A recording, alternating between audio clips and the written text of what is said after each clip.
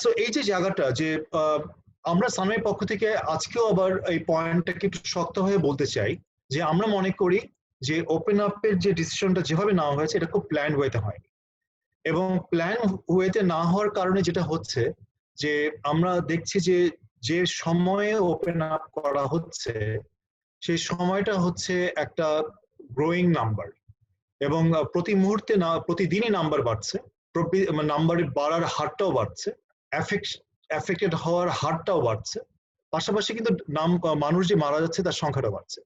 সুতরাং আমরা কিন্তু পৃথিবীতে এরকম খুব বেশি দেশ দেখিনি যারা এরকম সিচুয়েশনে তারা ওপেন আপ করার সিদ্ধান্ত নিয়েছে। যেই দেশগুলোর এক্সাম্পল আমাদের সামনে তুলে ধরা হয় যে ইউরোপ ওপেন আপ করছে অথবা অন্য কোনো দেশ ওপেন আপ করছে, কিন্তু তারা কোনভাবে ওপেন আপ করেছে, তারা কিভাবে কন্ট্রোল করেছে অবস্থাটাকে, এবং তারা কিভাবে phase by phase open up করেছে, সেই জিনিসটা কিন্তু আমরা দেখছি খুব বড় ধরনের একটা অনুপস্থিত।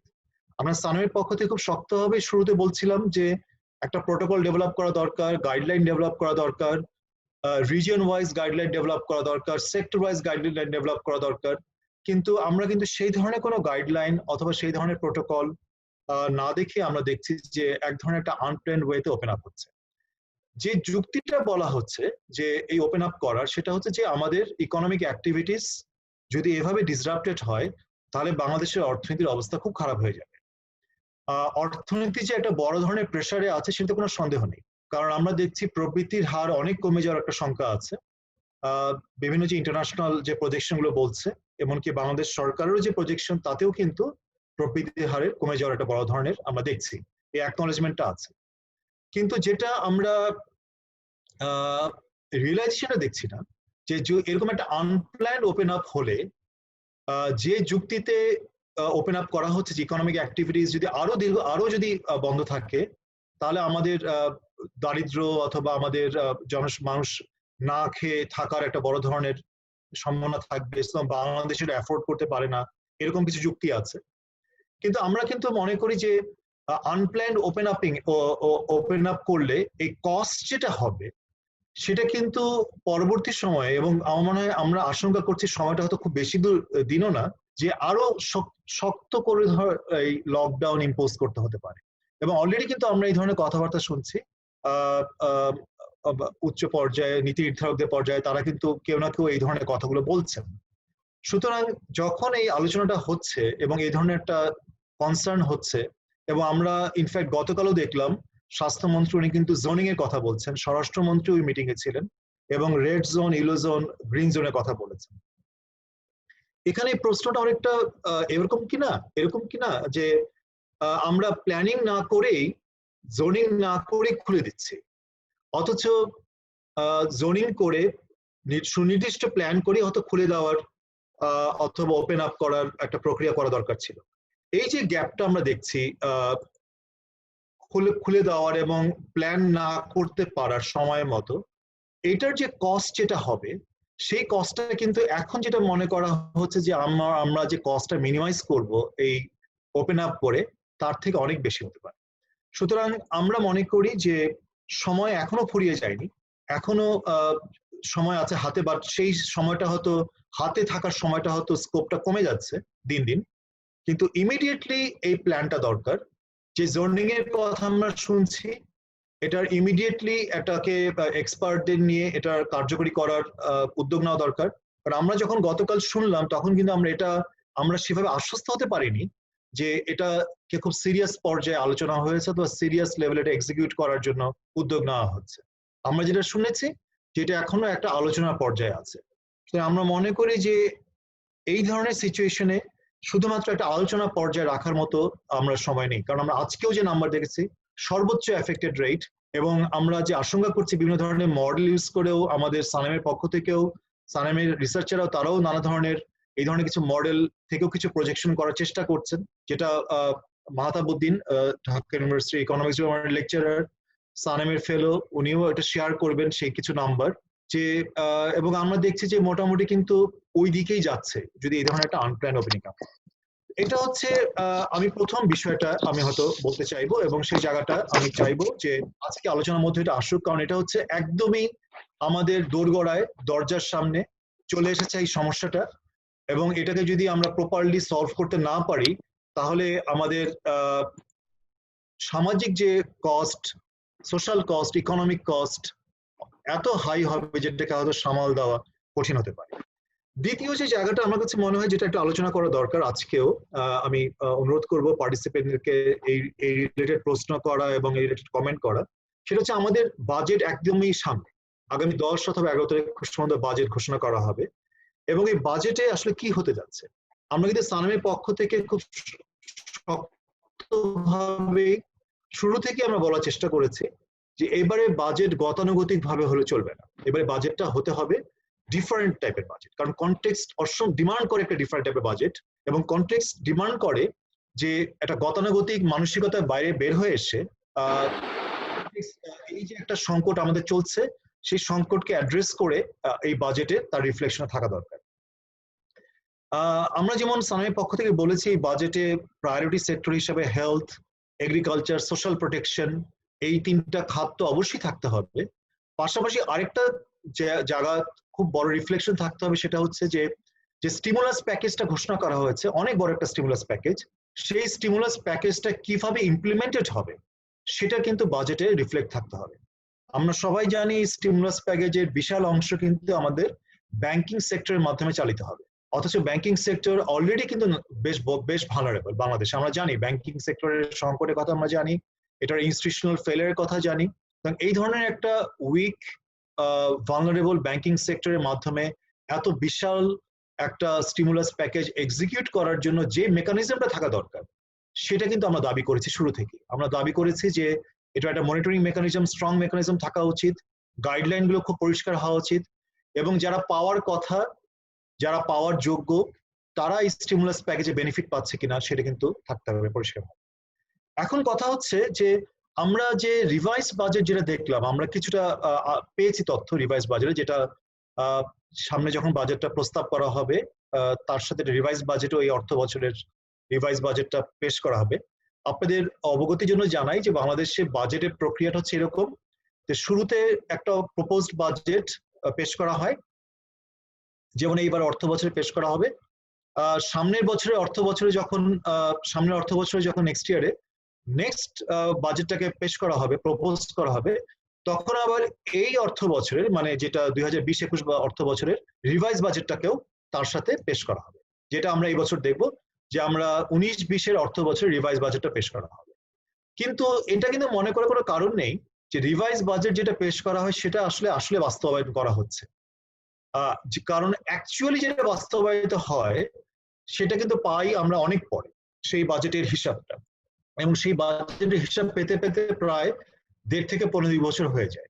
এবং আমরা সানেমের একটা গবেষণা আমরা দেখিয়েছিও যে প্রপোজড বাজেট এবং অ্যাকচুয়াল বাজেটের মধ্যে একটা বড় ধরনের পার্থক্য থাকে। পার্থক্যটা এরকম যে অ্যাকচুয়াল বাজেট প্রায় on average 77 to 78% of the proposed budget হয়। তার মানে এত বিশাল সংখ্যক বিশাল অ্যামাউন্টের যে বাজেটটা ঘোষণা করা হয় আসলে কিন্তু সরকার তার 77 to 78% আসলে ইমপ্লিমেন্ট করতে পারে। সুতরাং এই জায়গাটা একটু খেয়াল করা দরকার। আমরা যে রিভাইজ বাজেট অথবা এখনকার সামনের যে প্রপোজ বাজেটের যতটুকু তথ্য আমাদের কাছে এসছে তাতে কিন্তু মনে হচ্ছে না যে এবারে বাজেট খুব গতানুগতিক ধারার বাইরে যাচ্ছে। তো আমিও আপনাদের কাছে এই আলোচনাটা শুনতে চাইবো। যেমন একটা জায়গা খুব গুরুত্বপূর্ণ যে আমরা দেখেছি আগের প্রতি বেশ কয়েক বছরের বাজেটের হিসেব করে সানের পক্ষ থেকে আমরা এই গবেষণাগুলো, এই অ্যানালিসিসগুলো আমরা বিভিন্ন সময় তুলে ধরেছি যে বাজেট ডেফিসিট সবসময় সরকার চেষ্টা করেছে গত 1.5 দশকে যে 4 থেকে 5% of GDP, 4 to 5% of GDP maintain করার জন্য। তো আমরা বিভিন্ন সময় বলেছি যে এই ম্যাজিক যে নাম্বারটা, যে এটা কিভাবে গভর্নমেন্ট মেনটেন করে, এটা মেনটেন করতে পেরেছে ওভাবেই যে বেশ কিছু প্রায়োরিটাইজ সেক্টরে খরচ কমিয়ে ওই অ্যাকচুয়াল ইমপ্লিমেন্টেশনের সময়, যেমন হেলথ সেক্টর, হেলথে, এডুকেশনে, সোশ্যাল প্রোটেকশনে বাংলাদেশ পৃথিবীতে সর্বনিম্ন সরকারি খরচকারী দেশগুলোর মধ্যে অন্যতম। আমরা হেলথের ক্ষেত্রে 1%-এরও কম জিডিপির অনুপাতে খরচ করি, শিক্ষার ক্ষেত্রে 2%-এর মতো, সোশ্যাল প্রোটেকশনে আমরা যদি বিভিন্ন ধরনের ছাত্রদের বৃত্তি অথবা পেনশন এগুলো বাদ দিই তাহলে কিন্তু আসলে 101%-এর মতো হয় সোশ্যাল প্রোটেকশনে। এবং এত কম সোশ্যাল খরচ করে public spending on social health এবং এডুকেশন যদি করে, আসলে কিন্তু হিউম্যান ডেভেলপমেন্ট সেভাবে সম্ভব না, বড় ধরনের হিউম্যান ক্যাপিটাল ফরমেশন সম্ভব না। এবং আমরা এখন দেখছি যে এরকম যেটা ক্রাইসিস আমরা ফেস করছি, সেখানে পাবলিক হসপিটাল গুলো অথবা সরকারি স্বাস্থ্য ব্যবস্থার যে বড় একটা বেহাল দশা দেখছি, তার বড় একটা কারণ কিন্তু এটাও যে আমরা এত কম খরচ করি। অথচ আইরনিটা কোথায়? আইরনিটা হচ্ছে যে আমাদের অভ্যাস হয়ে গেছে এই প্রায়োরিটাইজ সেক্টরগুলোতে কম খরচ করা, অথচ এই বাজেটে অথবা এই বছরে আমরা ডিমান্ড করছি যে এই খাতগুলোতে সবচেয়ে বেশি খরচ করা, অথবা এগুলোকে প্রায়োরিটি তুলে সামনে নিয়ে আসা। এবং এই ক্ষেত্রে সবচেয়ে বড় একটা বড় সমস্যা হচ্ছে যে শুধুমাত্র অ্যালোকেশন বাড়ালেই হবে না, এই মন্ত্রণালয়গুলো কিন্তু তারা এই বাজেট তাদেরকে যদি ইনক্রিজ অ্যালোকেশন দেওয়া হয়, তারা প্রপারলি ইমপ্লিমেন্ট করতে পারবে কিনা সেই ক্যাপাসিটি গুলো কিন্তু বছরের পর বছর তারা কিন্তু অবহেলিত হয়েছে, তারা ক্যাপাসিটি সেভাবে ডেভেলপ করতে পারে। তো এটাও একটা বড় ধরনের প্রশ্ন যে আমরা ইনক্রিজ অ্যালোকেশন দাবি করছি, পাশাপাশি এটাও আমরা দাবি করছি যে এই মন্ত্রণালয়গুলোর যেগুলো খুব ক্রিটিক্যাল এরিয়া, স্বাস্থ্য, কৃষি, সোশ্যাল প্রোটেকশন এবং শিক্ষা অবশ্যই, এগুলো যাতে এই মন্ত্রণালয়ের দক্ষতা এবং তাদের ক্যাপাসিটি বাড়ে, তা না হলে কিন্তু এই ইনক্রিজড অ্যালোকেশন আসলে কিন্তু কার্যকরী কোনো ভূমিকা রাখবে না। আরেকটা জায়গা আমরা দাবি করেছি বাজেটের, সেটা হচ্ছে যে খরচ কমানোর জন্য অপ্রয়োজনীয় যে খরচ যেগুলো আছে সরকারের বিভিন্ন অ্যানুয়াল ডেভেলপমেন্ট প্রোগ্রামে এবং অন্যান্য জায়গায়, সেগুলোকে যতটুকু সম্ভব কাট ডাউন করা, প্রয়োজনে মেগা প্রজেক্টের মধ্যে একটা প্রায়োরিটাইজ করা, যাতে আমরা অন্তত এক ধরনের একটা স্বস্তি জায়গা থাকতে পারে। কিন্তু আমরা যে যতটুকু তথ্য পেয়েছি, আমরা কিন্তু আগের বছরগুলোর ট্রেন্ড থেকে খুব বেশি যে হেরফের হচ্ছে তা কিন্তু দেখছি না। সুতরাং এরকম একটা কনসার্ন আমরা বাজেট ঘোষণার আগেই আমরা তুলে ধরতে চাই। আমার নেক্সট পয়েন্টটা হচ্ছে যে যেটা আলোচনার জন্য আসবে, সেটা হচ্ছে যে এই যে সংকটটা আমরা দেখছি, এই সংকটে আমরা খুব অবসেস থাকি যে আমাদের জিডিপি গ্রোথ রেট কি হচ্ছে, এবং আমাদের ইনফ্যাক্ট গত কয়েক বছরে এক ধরনের অবসেশন আছে যে আমরা খুব খুশি হই যে যখন জিডিপি গ্রোথ রেট 6 থেকে 6.5, 6.5 থেকে 7, 7 থেকে 8, এবং আমরা এক ধরনের একটা অবসেশন কাজ করি যেটা বড় নাম্বারে আমরা পড়ছি। কিন্তু আমরা কি তিনটা ইন্ডিকেটরের দিকে নজর রাখছি, যেটাকে আমি বলি pie, PIE, poverty, inequality and employment. এবং এই তিনটা ইন্ডিকেটর হচ্ছে খুব গুরুত্বপূর্ণ। আমরা দেখেছি যে গত এই ক্রাইসিসের আগেও যে দারিদ্র হারের যে দারিদ্র হ্রাসের যে হার, পভার্টি রেট, সেটা কিন্তু স্লো হয়ে যাচ্ছে গত এক দশকে। এবং আমাদের গবেষণা বলছে এই ক্রাইসিসের সময় দারিদ্র্যের হার কিন্তু 2019 সালের যে হার ছিল তার প্রায় দ্বিগুণের মতো হয়ে যাচ্ছে এই ক্রাইসিসের সময়। পাশাপাশি আমরা দেখছি যে ইনইকুয়ালিটি এটাও কিন্তু বাড়ছে এই সময়, এবং আগে একটা ট্রেন্ড ছিল, এবং ক্রাইসিস কিন্তু এটাকে আরো এক্সেলারেট করবে এবং ইনইকুয়ালিটি সিচুয়েশন। এবং এমপ্লয়মেন্টের ক্ষেত্রে আমরা বড় ধরনের জব লস দেখছি বিভিন্ন জায়গায়, এবং অনেককেই আমরা দেখছি যে তারা চাকরিচ্যুত হচ্ছেন এবং কোনো ধরনের অ্যাকাউন্টেবিলিটি নেই। কারণ একটা বড় কারণ হচ্ছে আমাদের জব মার্কেট 85% হচ্ছে ইনফর্মাল সেক্টরে, তো সেখানে তো কোনো ধরনের ফর্মাল কন্ট্রাক্টই নেই। যারা চাকরি হারাচ্ছেন তারা কিন্তু কোথাও গিয়ে কমপ্লেনও করতে পারবেন না যে আমাদের চাকরিটা যে অন্যায়ভাবে আমাকে চাকরি থেকে চাকরিচ্যুত করা হচ্ছে। তো এই জায়গাগুলো আমি আশা করব আলোচনার মধ্যে আজকে আসবে। আমার ফাইনাল খুব কয়েকটা দুটো পয়েন্ট আছে, খুব কুইকলি আমি শেষ করব। একটা হচ্ছে ফরেন রিজার্ভ নিয়ে আমরা দেখছি যে এক ধরনের একটা স্বস্তি জায়গা আছে, যে আমাদের ফরেন রিজার্ভের অ্যামাউন্ট বেড়েছে জাস্ট এক মাসে। তার একটা বড় কারণ হচ্ছে যে আমাদের আমদানির উপরে যে চাপটা সেটা কমে গেছে, আমরা আমদানি ইনফ্যাক্ট প্রবৃদ্ধিও কমে গেছে। পাশাপাশি রেমিটেন্সও কিন্তু খুব বড় ধরনের ফল হয়নি অর্থ বছরে। আমরা রেমিটেন্সের যে নেগেটিভ ইম্প্যাক্টটা আমরা আশঙ্কা করছি সেটা হচ্ছে সামনের অর্থ বছরে, অর্থাৎ এই জুলাই আগস্ট এই মাসগুলোতে খুব বড় ধরনের হয়তো একটা নেতিবাচক প্রভাব পড়বে।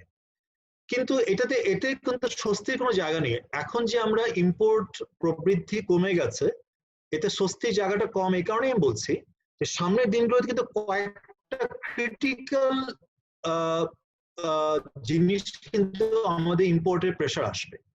একটা হচ্ছে আমি মনে করি ফুডের ক্ষেত্রে আমাদের কাছে এখন আগামী কয়েক মাসের স্টক আছে, বিশেষ করে রাইস। ফুড বলতে আমরা শুধুমাত্র তো আমরা মনে করি স্টক রাইস, কিন্তু রাইসের বাদেও তো ফুড আছে, এবং সেই জায়গাটাও কিন্তু সামনের দিনগুলোতে গ্লোবালি ফুড প্রাইস কিন্তু বেড়ে যেতে পারে। তো সেটা আমাদের মাথায় রাখা দরকার, এবং ইম্পোর্টের ক্ষেত্রে কিন্তু সেটা একটা বড় ধরনের একটা জায়গা, আমাদের একটা কমফোর্টের জায়গাটা থাকা দরকার। দ্বিতীয় যে জায়গাটা আমি মনে করি যে ভ্যাকসিন যদি আবিষ্কৃত হয় যত তাড়াতাড়ি হবে, সেটাও আমরা কিভাবে অ্যাক্সেস করব, এবং সেখানে কি আমরা আমরা কম মূল্যে পাবো কিনা, আমাদেরকে ইম্পোর্ট করতে হবে কিনা, সেই জায়গাটা কিন্তু আমাদের মাথায় রাখা দরকার। এবং এবং আরেকটা হচ্ছে মেডিকেল ইকুইপমেন্টস, এবং সামনের দিনগুলোতে আমাদের, এবং এখনই আমরা এই প্রেশারটা ফিল করছি মেডিকেল ইকুইপমেন্টস ইম্পোর্ট করার। এবং ফার্মাসিউটিক্যাল ইন্ডাস্ট্রি যদিও আমরা অনেক ক্ষেত্রেই সেলফ সাফিসিয়েন্ট, কিন্তু তাদের যে র ম্যাটেরিয়ালস এর জন্য তারা কিন্তু হাইলি ইম্পোর্ট ডিপেন্ডেন্ট। এবং সেই ক্ষেত্রেও আমার কাছে মনে হয় যে সামনের কয়েক মাসগুলোতে কিন্তু আমাদের ফরেন রিজার্ভের উপর একটা প্রেশার থাকবে এই ক্রিটিক্যাল কয়েকটা জায়গার ইম্পোর্টের ক্ষেত্রে।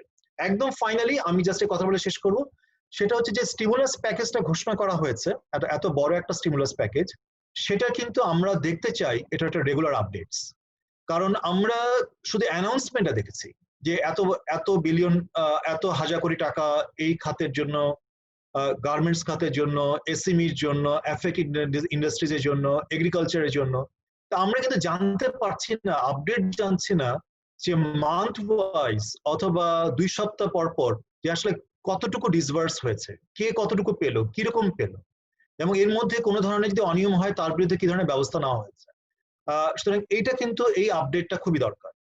যে মন্ত্রণালয়গুলো এই স্টিমুলাস প্যাকেজ হ্যান্ডেল করছেন, আমি আমাদের অনুরোধ থাকবে সানামের পক্ষ থেকে যে এরকম যদি একটা রেগুলার ট্রান্সপারেন্ট ওয়েতে একটা আপডেট দেওয়া যায়, তাহলে কিন্তু এটাকে মনিটর করার একটা সুযোগ থাকে এবং কারেক্টিভ মেজার্স নেওয়ারও সুযোগ থাকে। এবং আমি মনে করি এটা খুবই জরুরি এই স্টিমুলাস প্যাকেজকে এফেক্টিভ করার জন্য।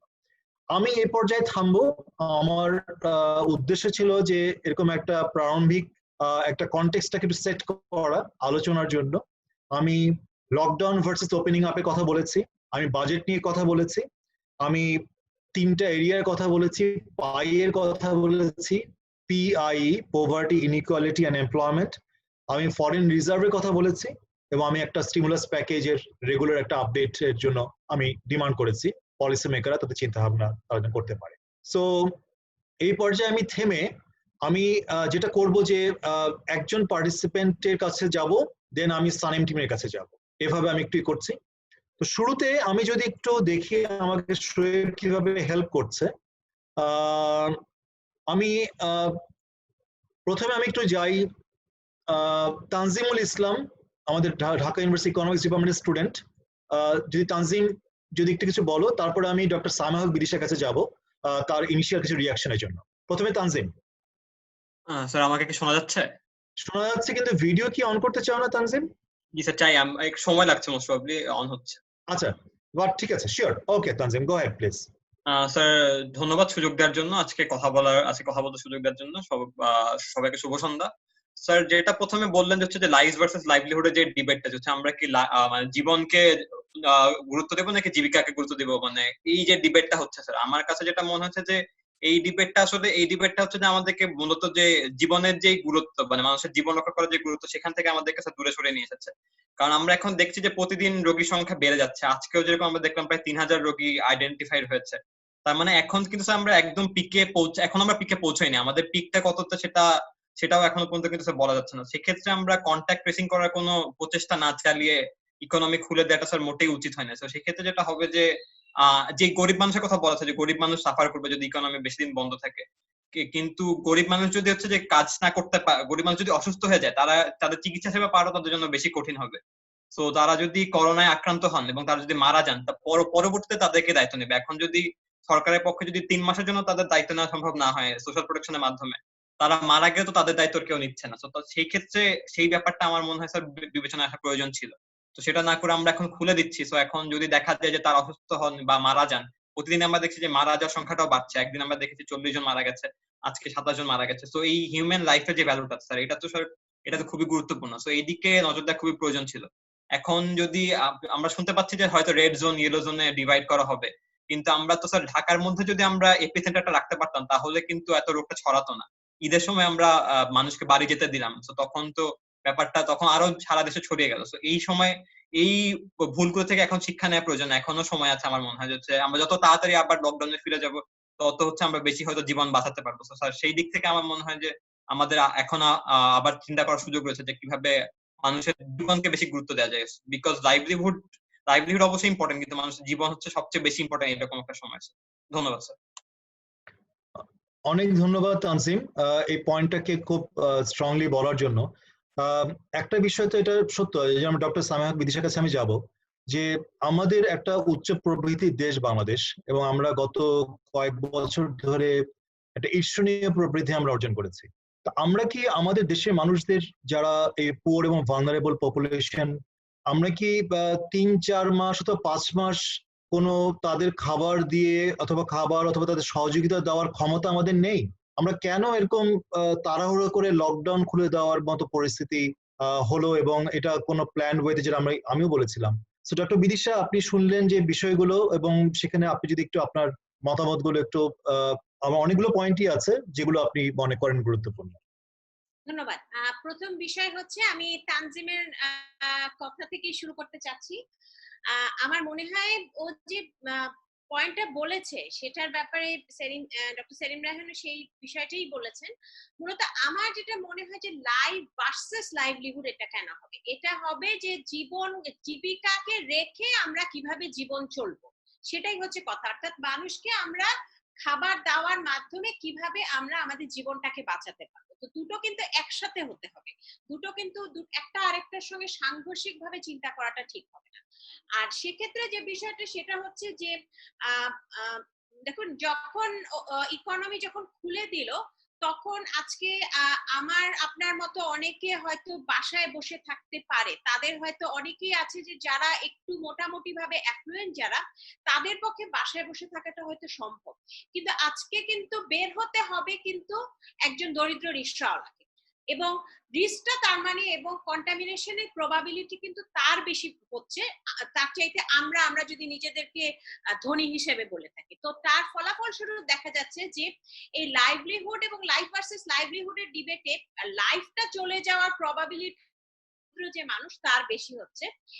এবং আরেকটা বিষয় বোধহয় আমরা চিন্তা করছি না, সেটা হচ্ছে যে একজন দরিদ্র মানুষ যদি মারা যান বা অত্যন্ত ভাবে টার্মিনালি ইল হয়ে যায়, তার উপর কিন্তু পরিবারের অনেকে কিন্তু নির্ভরশীল থাকে। আজকে আমার যদি কিছু হয়, সেক্ষেত্রে আমার সাথে সেটা কিন্তু আমার পরিবারকে অর্থনৈতিক ভাবে খুব বড় ধরনের চ্যালেঞ্জের মধ্যে হয়তো ফেলবে না, কিন্তু একজন দরিদ্র রিকশাওয়ালা যদি অসুস্থ হন, খুব ক্রিটিক্যালি অসুস্থ হন এবং মারা যান, তাহলে তার বাচ্চা স্কুলিং, তার মেয়ের ভবিষ্যৎ, তার পরিবারের সমস্ত শিক্ষা থেকে শুরু করে তার যে জেনারেশন, একটা জেনারেশন কিন্তু দরিদ্র সীমার নিচে চলে যেতে পারে, বা তাদের যে ইকোনমিক অপরচুনিটি সেটা থেকে অনেক দূরে চলে যেতে পারে। এই জিনিসটা বোধহয় আমরা ভুলে যাচ্ছি যে একজন মানুষের মৃত্যু, প্রথম কথা হচ্ছে একজন মানুষের জীবনকে স্ট্যাটিস্টিক্যাল ওয়েতে দেখার বিষয়টা, এটা একেবারেই আমি সমর্থন করি না, বা এটা একেবারে আমি হিসাবটা করতে পারি না।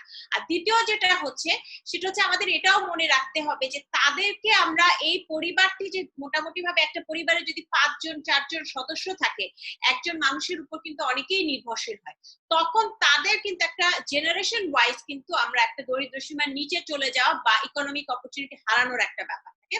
আর আরেকটা ব্যাপার হচ্ছে যখন আমরা অসুস্থতার কথা বলি, তখন আমরা জানি যে আমাদের out of pocket expenditure on health expenditure হচ্ছে 62% এর মতো ইন্ডিভিজুয়াল, অর্থাৎ যেটা তার মানে হচ্ছে যে আমরা আমাদের নিজস্ব যে পকেট থেকে যে খরচটা করতে হচ্ছে তার চিকিৎসার জন্য, মানে যে ধরনের চিকিৎসা, খুব হালকা ধরনের চিকিৎসাও যদি নিতে হয়, সেই যে খরচটা যেটা হচ্ছে, সেই খরচটার কারণে অনেক ক্ষেত্রে একটা এক্সট্রিম কেসে যে আমরা দেখতে পারি যে সেটার অপরচুনিটি কস্ট, সেটার ফলে হয়তো দেখা যাচ্ছে যে আমি যেটা একটু আগেই বারবার যেটা বলছি, যে আমার এই আশঙ্কাটা কাজ করছে যে ছেলে মেয়েদের শিক্ষা ব্যাহত হবে, অনেকে হয়তো জমি বিক্রি করে দিতে বাধ্য হবে, অনেকে হয়তো তাদের যে মূলধন ব্যবসার জন্য সেটা বিক্রি করে দিতে বাধ্য হবে।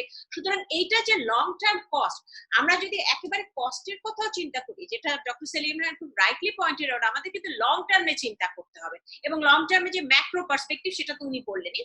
আরেকটা কথা, সুতরাং আমাদের এই বিষয়টা আসলে খুব গুরুত্বের সাথে চিন্তা করতে হবে, কারণ এক একটা দিন কিন্তু হিউম্যান লাইফের সাথে যদি আমরা চিন্তা করি, সেটা কিন্তু বিভিন্ন ধরনের রিস্ক দেয়। আসলে আমাদের ওই জোন ভিত্তি করে যে জিনিসগুলো কথার কথা সালেম থেকে বারবার বলে আসে, এই বিষয়গুলো এসে প্রপার প্ল্যানিংটা খুব জরুরি। দ্বিতীয় যে বিষয়টা বাজেটের বিষয়, সেই বাজেটের বিষয়ে প্রথম কথা হচ্ছে যেটা doctor Selim Raihan rightly pointed out, যে এখানে আমাদের তো ইমপ্লিমেন্টেশনের যে বিষয়টা রয়েছে, এই ইমপ্লিমেন্টেশনের বিষয়টা একটা বড় একটা চ্যালেঞ্জের বিষয়। দ্বিতীয় যে বিষয়টি সেটি হচ্ছে যে আমরা যদি দেখতে চাই তাহলে আমাদের যে সোশ্যাল সেফটি নেটের সঙ্গে আরো বিভিন্ন যে সেক্টর গুলো আছে, সেই সেক্টর গুলো আসলে কতটা, আমি কি এক মিনিট একটু সরি, আমার 3 বছরের ছেলে আছে, তো ও মাঝে মাঝে রুমে ঢুকে পড়ে আছে। আচ্ছা, তো দ্বিতীয় বিষয় যেটা, সেটা হচ্ছে যে আমরা যদি একটু দেখি যে বাজেট ইমপ্লিমেন্টেশন বা এডিপি ইমপ্লিমেন্টেশনের কথাটা, সেক্ষেত্রে আমরা কিন্তু দেখেছি সানেমের একটা গবেষণায় দেখা যাচ্ছে যে আসলে শিক্ষা, স্বাস্থ্য সহ এই ধরনের খাতগুলোতে, এটা নিয়ে কিন্তু আমরা একটা বড় ধরনের একটা ডিসিমিনেশন করেছিলাম, এগুলোর কিন্তু ইমপ্লিমেন্টেশনের হার কম। এমনিতেই ইমপ্লিমেন্টেশনের হার কম, এগুলোর সাথে সাথে আমরা যখন এগুলো এই ধরনের গুরুত্বপূর্ণ সোশ্যাল সেক্টর গুলোর ক্ষেত্রে দেখি, সেগুলোর ইমপ্লিমেন্টেশনের হার আরো কম। সুতরাং এটা কিন্তু আরেকটা গুরুত্বপূর্ণ ব্যাপার যে এই খাতের প্রজেক্ট গুলো থেকে যে বেনিফিট আমাদের পাওয়ার কথা, সেটা কিন্তু পিছিয়ে যাচ্ছে। আর কতগুলো গুরুত্বপূর্ণ খাত যদি আমরা দেখি, যেমন মিনিস্ট্রি অফ এক্সপ্যাট্রিয়েট ওয়েলফেয়ার, এটা কিন্তু খুব গুরুত্বপূর্ণ। কিন্তু এখানে আমাদের বাজেটারি অ্যালোকেশনই কম, সেখানে আমরা প্রজেক্ট সিলেকশন বা এই বিষয়গুলোতে আরো অনেক পরে আসে। সুতরাং আমাদের একটা বিষয় যেটা সানেম থেকে একবার আমরা খুব জোরের সাথে বলেছিলাম, সেটা হচ্ছে গত বছরের বাজেটের ক্ষেত্রে বাজেটটা আমাদের এসডিজি ফোকাস হতে পারে কিনা। অর্থাৎ বাজেটটা শুধু খরচ করলেই হবে না, প্রথম কথা হচ্ছে খরচটা হচ্ছে কিনা, দ্বিতীয় কথা হচ্ছে কোন কোন খাতে খরচ হচ্ছে, ইমপ্লিমেন্টেশনের পর রিভিশনটা কি হচ্ছে, এবং তৃতীয় কথাটা হচ্ছে যে এটা কোন কোন অবজেক্টিভের সাথে আমরা রিলিঙ্ক করতে পারছি কিনা, অর্থাৎ কতটা আমাদের এসডিজি বা লং টার্ম অবজেক্টিভের সাথে লিঙ্ক করতে পারছে। এবং এর আগের নেটিজেনে আমরা একটা কথা বারবার বলছিলাম যে কোভিড-19 এর সাথে আসলে এটাকে কতটা লিঙ্ক করা যাচ্ছে। আমাদের আসলে বাজেটগুলো যে প্রত্যেকটা মন্ত্রণালয় যে বাজেটের যে প্রপোজাল, যে কথাটি ডক্টর সেলিম রায়হান বললেন যে monitoring and evaluation of incentive packages, এটার সাথে সাথে আমরা কিন্তু সবসময় বলে আসছি যে monitoring and evaluation of budget, হ্যাঁ, সেটাও কিন্তু খুব গুরুত্বপূর্ণ। এবং দেখার বিষয় হচ্ছে যে কোন কোন বাজেটটা কোন কোন অবজেক্টিভকে, আমাদের এসডিজি অবজেক্টিভ যদি আমরা লং টার্মে চিন্তা করি, আমরা এখন মিডিয়াম টার্ম এবং শর্ট টার্মে আমরা চিন্তা করতে পারি কোভিড সেন্ট্রিক কতটুকু আমাদের অ্যালোকেশন কোন কোন মন্ত্রণালয় দিচ্ছে, কি কি পলিসি প্রায়োরিটিতে তারা রাখছে। তো এই জিনিসগুলো চিন্তা করে আমরা আমাদের বাজেটটা যেন সেই রকম হয়, মনিটরিং ইভালুয়েশন এবং এটা দেখানো যে অবজেক্টিভ আমাদের যেটা, সেটাকে কতটা ইমপ্লিমেন্ট করতে হচ্ছে। আর আমি যে শেষ করব যেটা বলে, সেটা হচ্ছে আমার দিক থেকে এডুকেশন, হেলথ সেক্টরের স্পেন্ডিং যেটা লেস দ্যান 1%, এটা অন্তত 2% আসতে হবে ফর দ্য শর্ট টার্ম, অন্তত 2 থেকে 2.5%। সোশ্যাল সেফটি নেটে 2.5% মতো হচ্ছে আমরা যদি পেনশন এবং স্কুল স্টাইপেন্ড প্রোগ্রামকে নেই, সেটা অন্তত পক্ষে 4%, অন্তত পক্ষে। এগ্রিকালচার অত্যন্ত গুরুত্বপূর্ণ, এডুকেশনে যেটা 2%, সেটাকে আমি 4% করার কথা চিন্তা করা উচিত। এবং এটার সাথে সাথে আরেকটা যেটা, সেটা হচ্ছে আমাদের এমপ্লয়মেন্ট জেনারেশন। সুতরাং এই 4টি সেক্টর, এটার সাথে সাথে এমপ্লয়মেন্ট জেনারেশন।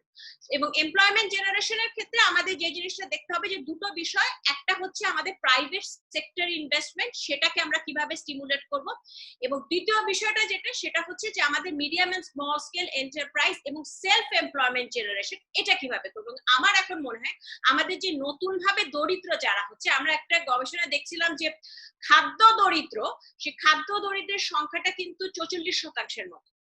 তো খাদ্য দরিদ্র যারা আছে, যারা স্বাভাবিকভাবে দরিদ্র আছে, তাদেরকে যদি আমরা এদের সংখ্যাগুলো যদি আমরা হিসাব করি, তাহলে medium and small scale enterprise এবং সেলফ এমপ্লয়মেন্ট অ্যাক্টিভিটিজে তাদেরকে স্বল্প, কারণ প্রাইভেট ইনভেস্টমেন্ট জেনারেট হয়ে এমপ্লয়মেন্ট ক্রিয়েশনের সময় লাগে। সুতরাং এই স্মল স্কেল এন্টারপ্রাইজ এবং সেলফ এমপ্লয়মেন্ট জেনারেটিং অ্যাক্টিভিটিজের জন্য বিভিন্ন স্টিমুলাস প্যাকেজ যেগুলো আছে, সেগুলোর পাশাপাশি আরো কিছু স্টিমুলাস প্যাকেজ, যেমন ইয়ুথদের জন্য 100 কোটি টাকার গত বছর একটা থোক বরাদ্দ ছিল, এটা আমার মনে হয় এটা 250 কোটি টাকা হতে পারে। স্টার্ট আপ ফান্ডটা 100 কোটি টাকার একটা স্টার্ট আপ ফান্ড থাকতে পারে, ফিমেল এবং মার্জিনালাইজ কমিউনিটির জন্য আলাদা একটা ফান্ডিং থাকতে হবে, এবং ফান্ডিং এর সবচেয়ে গুরুত্বপূর্ণ যে ফান্ডিং এর যে রিকোয়ারমেন্ট গুলো, সেই ফান্ডিং এর রিকোয়ারমেন্ট গুলো, ফান্ডিং অ্যাক্সেস করার রিকোয়ারমেন্ট গুলো, সেগুলোকে কিন্তু আমরা যেটা বলতেই পারি যে অনানুষ্ঠানিক খাতে যে প্রতিষ্ঠানগুলো আছে সেগুলোর জন্য আমরা বলতেই পারি যে ধরেন 10টা যদি এমপ্লয়েড থাকে একটা প্রতিষ্ঠানে, কিংবা একটা নির্দিষ্ট সংখ্যক প্রফিটের নিচে বা টার্নওভারের নিচে যদি সেই সেক্টরটা থাকে বা সেই প্রতিষ্ঠানটা থাকে, তাদের জন্য আমাদের ডকুমেন্টেশন খুব লুজ করা হলো, খুব রিল্যাক্স করা হলো, ফ্লেক্সিবল করা হলো, যাতে করে তারা বেনিফিটটা দ্রুত নিতে পারে এবং সেলফ এমপ্লয়মেন্ট জেনারেশনে ইনভলভ। আমি এখানে শেষ করছি। ডক্টর বিদিশা, অনেক ধন্যবাদ। আপনি বাজেটের বেশ কিছু জায়গা বলেছেন এবং সুনির্দিষ্টভাবে, এবং এগুলো আমরা ইনফ্যাক্ট সানামির পক্ষ থেকে আপনিও বলেছেন, আমরাও বলেছি। সো ইটস ভেরি গুড যে আপনি এগুলো রেজ করেছেন, এটা খুবই পার্টিনেন্ট। আমি এই পর্যায়ে আমি একটু দেখছি ফেসবুকে একটা কমেন্ট আছে, এটা একটু নিচ্ছি, যেটা হচ্ছে দুর্নীতির প্রসঙ্গ আলোচনা রাখবেন, হচ্ছে ফখরুল ইসলাম হারুন, উনি বলেছেন। আরেকজন বলেছেন তানভীর মোহাম্মদ দীপু, যে 20 কোটি মানুষের এই দেশ, দরিদ্র দেশের, জানি না 20 কোটি কিনা, তারপরেও দেশে 6 মাস খাদ্য সহযোগিতা করার সাহস রাষ্ট্রের হলো না, সেখানে মানুষদের কিভাবে লকডাউনে রাখবেন? বাজেটে পুরোটাই যদি আপনি স্বাস্থ্য খাতে ব্যয় করেন কিন্তু দুর্নীতিবাজদের নিয়ন্ত্রণ করতে পারলেন না, তাহলে কিছুই হবে না। জানি না, হয়তো জিনিসটা একটু কনফিউশন আছে এই কমেন্টের মধ্যে। ব্যাংকের সাথে যাদের সম্পর্ক ভালো তারাই প্রণোদনা পাবে, এটা পরিষ্কার, এই কথাটা মনে পরিষ্কার, পাশাপাশি জামাত থাকবে। আচ্ছা, এই জায়গাটা আমার কাছে মনে হয় দুর্নীতি জায়গাটা যদি আমরা একটুখানি একটু এমফাসিস করি, যে আমরা কিন্তু শুরুতেই বলেছিলাম যে স্টিমুলাস প্যাকেজ যেটা অ্যানাউন্স করা হয়েছে তার একটা প্রপার মনিটরিং দরকার।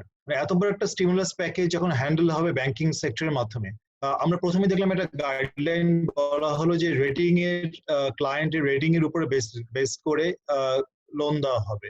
কিন্তু পরে কিন্তু দেখা হলো ব্যাংক এবং ক্লায়েন্টের রিলেশনশিপের উপর ডিপেন্ড করে এই ক্রেডিট গুলো ডিসবার্স করা হবে, এবং যেটা কিন্তু একদমই একটা ভেগ এবং খুবই সাবজেক্টিভ, এটা কিন্তু অবজেক্টিভ নয়, এবং এটা কিন্তু রেন্ট সিক করার, করাপশনের বড় ধরনের সুযোগ করে দিতে পারে। এবং আমরা তো এখন নানা ধরনের ঘটনা দেখছি যে ব্যাংকিং সেক্টরের যে সম্প্রতি যে কতগুলো ঘটনা আমরা যেরকম দেখলাম এক্সিম ব্যাংকের নিয়ে এবং অন্যান্য কিছু বিষয়গুলো নিয়ে, এগুলো খুবই আমাদেরকে শঙ্কিত করে যে আসলেই যারা, যে প্রশ্নটা আমি প্রথমেই তুলেছিলাম, যে এত বড় একটা ক্রাইসিসের সময়ে যারা রেন্ট সিকার, যারা, তাদেরকে যদি নিয়ন্ত্রণে না রাখা যায় এবং করার যে মানসিকতা যাদের আছে, সুযোগ আছে, তাদেরকে যদি নিয়ন্ত্রণে না রাখা যায়, সিচুয়েশন কিন্তু আসলে আরো খারাপ হবে, এবং এটার পুরো ভারটা কিন্তু আসলে গরিব মানুষের উপরে গিয়ে পড়বে। আমার কাছে ব্যক্তিগতভাবে মনে হয় বাংলাদেশে আমরা অনেক সময় দেখি যে কোনো কাজ আগায় না। তার বড় একটা কারণ হচ্ছে যে এখানে রেন্ট সিকিং বিহেভিয়ারটা এতটাই প্রিডমিনেন্ট, এতটাই শক্তিশালী, যে মোটামুটি যারাই ইনভলভ তারাই প্রথমে খুঁজে যে এই কাজে আমার লাভটা কোথায়, মানে আমি এখান থেকে কতটুকু পাবো। এবং যখন এই জায়গাটা তারা সেটেল করতে পারে না, তার লাভের জায়গাটা, তার রেন্টের জায়গাটা, তখন কিন্তু কাজ থমকে থাকে।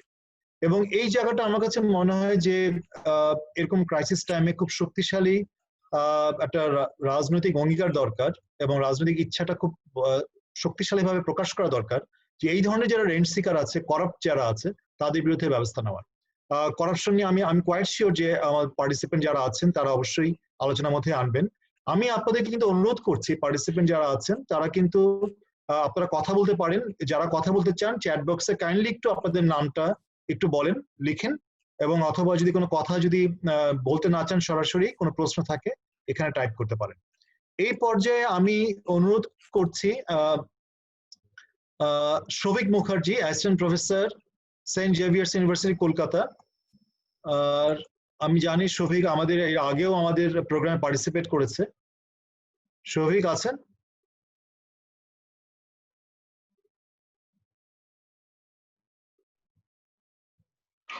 স্যার আচ্ছা, শুনতে পাচ্ছেন? হ্যাঁ, এখন শুনতে পাচ্ছি শফিক, প্লিজ। শফিক শুনতে পাচ্ছি। স্যার শুনতে পাচ্ছেন? জি, শুনতে পাচ্ছি, সবাই শুনতে পাচ্ছি। হ্যাঁ হ্যাঁ হ্যাঁ স্যার, থ্যাংক ইউ। আমার আজকে আপনার একদম এই কনসার্ন গুলো খুবই পার্টিনেন্ট। আমি জাস্ট দুটো জিনিস একটু ফ্ল্যাগ অফ করার, মানে একটু অন্য ডাইমেনশনে। প্রথমটা হচ্ছে যে এই ধরুন আপনাদের বাজেট আসন্ন 11 তারিখে, 11 তারিখ খুব সম্ভবত। স্যার আপনাদের বাজেটটা কি 11 তারিখ? হ্যালো। হ্যাঁ, আমাদের বাজেট 11 তারিখ। আমাদের 10 অথবা 11 তারিখে। হ্যাঁ হ্যাঁ হ্যাঁ। তো এই পরিপ্রেক্ষিতে আমার দুটো কোয়েশ্চেন বাজেট সংক্রান্ত এবং আরেকটি অন্য বিষয় আমি একটু জাস্ট ফ্ল্যাগ অফ করতে চাইছি। প্রথম বিষয়টা হচ্ছে স্যার কতটা আমি একটি বাংলাদেশের মাননীয় প্রধানমন্ত্রী কথা শুনছিলাম এবং আমি একদমই ওই কথাটির সাথে সহমত এবং আমার ধারণা প্রত্যেকেই সেটার সাথে সহমত হবে। আমি ভারতে থেকেও এইটা নিয়ে বহুবার আলোচনা হয়েছে এবং আগেও আমরা সামনেও আলোচনা করেছি যে খাদ্য সংকট আসন্ন। সেই ক্ষেত্রে বাংলাদেশের বাজেটে কৃষি খাতে কতটা ঠিক কিরম ভাবে প্রায়োরিটাইজ করা উচিত এইটা আমি একটু আপনাদের থেকে জানতে চাইছি। মানে আমার এই ব্যাপারটা মানে জানার আগ্রহ যে কিভাবে এই ট্রেড অফটা হবে between agriculture and industry in a budget to sustain and fight কোভিড-19। দ্বিতীয় যে প্রশ্নটা হচ্ছে আগেন বাজেট সংক্রান্ত, যে স্যার কি কি সেক্টর বাংলাদেশের এই এখনকার যে পরিপ্রেক্ষিতে সেখানে ইন্ডাস্ট্রিয়াল কোন কোন সেক্টরে ইনভেস্টমেন্ট অপরচুনিটি আছে, তার কি কোনো মূল্যায়ন আছে সরকারের তরফ থেকে? আমি আমাদের দেশে এখন অব্দি দেখিনি সেরকম কোনো সেক্টর স্পেসিফিক ক্লাসিফিকেশন যে কোথায় ইনভেস্টমেন্ট আসতে পারে পোস্ট কোভিড সিচুয়েশন। আমাদের দেশে আবার এফডিআই পলিসিতে একটু চেঞ্জ করা হয়েছে, যেখানেতে বলা হচ্ছে সবটাই এখন গভর্নমেন্ট রুট দিয়ে যাবে। এটা কিছু ক্ষেত্রে চায়নার কথা মাথায় রেখে just to prevent opportunity take over. But বাংলাদেশে সেরকম কোনো এফডিআই পলিসি নেই আমি যতদূর জানি। কিন্তু আমার একটু এই জায়গাটাও একটু জানার ইচ্ছে যে এরকম কি কোনো সরকারি মূল্যায়ন আছে যে এই ইন্ডাস্ট্রিতে ইনভেস্টমেন্ট আসতে পারে পোস্ট কোভিড, বা এরকম একটা কিছু চিন্তা ভাবনা যেখানেতে একটা এই ধরুন মেগা প্রজেক্ট যেগুলো আছে, আমরা এটা নিয়ে স্যার খুব ভালো আগে একটা ইয়েতে বলেছিলেন যে একটা নিশ্চয়ই দরকার আছে মেগা প্রজেক্টস এর মধ্যেও প্রায়োরিটাইজেশন করা, যে কোনটাকে আগে করা হবে কি করা হবে। তো এইটা দ্বিতীয় কোয়েশ্চেন। আর 3 নম্বর কোয়েশ্চেনটা যেটা আমি আগেও একবার সানেমের ফোরামেই এটা বলেছিলাম, আমি আজকে আবার এই ইস্যুটাই ফ্ল্যাগ অফ করছি যে আপনারা নিশ্চয়ই জানেন যে আমি কিছুটা ভারতের অভিজ্ঞতা শেয়ার করছি বলতে পারি। একটা বিশাল পরিমাণ সাউথ এশিয়ায় বলা হচ্ছে দি লার্জেস্ট আর almost 10% of India's GDP, 20 lakh crore. আমি এর ব্রেকআপটার কন্ট্রোভার্সিতে যাচ্ছি না, এটা নিয়ে একটা আলোচনা আছে যে কতটা কি বৃত্তান্ত, কিভাবে কতটা সরকারি বাজেটের অ্যাকচুয়ালি সরকার জিডিপির ঘোষণা করেছে এক্সেট্রা, আমি এটার মধ্যে ঢুকছি না। আমার যেটা একটু পার্টিনেন্ট এবং আমার ধারণা এই ফিসকাল স্টিমুলাসেই ব্যাপারটা ঘুরে ফিরে আসে। আমরা যেটা এখানে দেখতে পাচ্ছি যে আমি এটা আগেও বলছিলাম যে মনিটারি পলিসি ততক্ষণ কাজ করবে না যতক্ষণ আপনি ইন কাইন্ড বা ক্যাশ লোকের হাতে দেন। মনিটারি পলিসিতে আপনি রেটস ইজ করে দেবেন লিকুইডিটি রিকোয়ারমেন্টের কথা মাথায় রেখে, কিন্তু বাজার ব্যবস্থায় যদি চাহিদা না থাকে সেখানেতে মনিটারি পলিসি কতটা কার্যকর। এই ব্যাংকের থেকে ঋণ নিয়ে আবার ইনজেক্ট করা, যেটা কিছু ক্ষেত্রে ভারত করেছে, আমি সেটা একটু ফ্ল্যাগ অফ করার জন্য চেষ্টা করছি যে ব্যাংকের থেকে ঋণ নিয়েই আবার আমি ইকোনমিতে ইনজেক্ট করলাম, এইটা অ্যাকচুয়ালি যেটা হচ্ছে এটা বুমেরাং এফেক্ট হবে। আপনি একটা ইকোনমিতে ঋণ ইনজেক্ট করছেন কিন্তু যে ইকোনমিটারে লোকের হাতে ডিমান্ড নেই, কারণ একটা ম্যাসিভ আনএমপ্লয়মেন্ট, একটা এমপ্লয়মেন্ট ক্রাইসিস চলছে, যেখানেতে লোকের হাতে ডিমান্ড নেই, আপনি কিভাবে তাহলে সেই লিকুইডিটি ইনফিউশনটা যেটা হচ্ছে সেটা কতটা কার্যকর? ব্যাংক কাকে লোন আউট করবে? সেখানে তো চাহিদা নেই।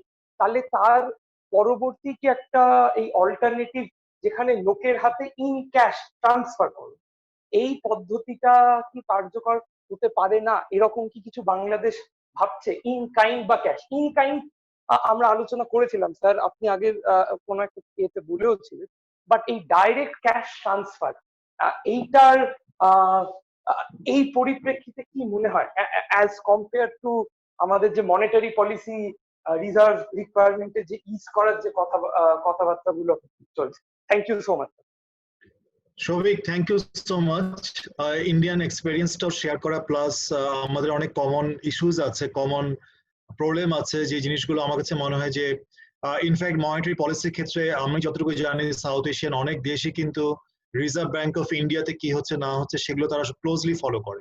সুতরাং আমার this is a very relevant point you raised, এবং আমি কোয়াইট শিওর যে সানএমের টিম তারাই করবে।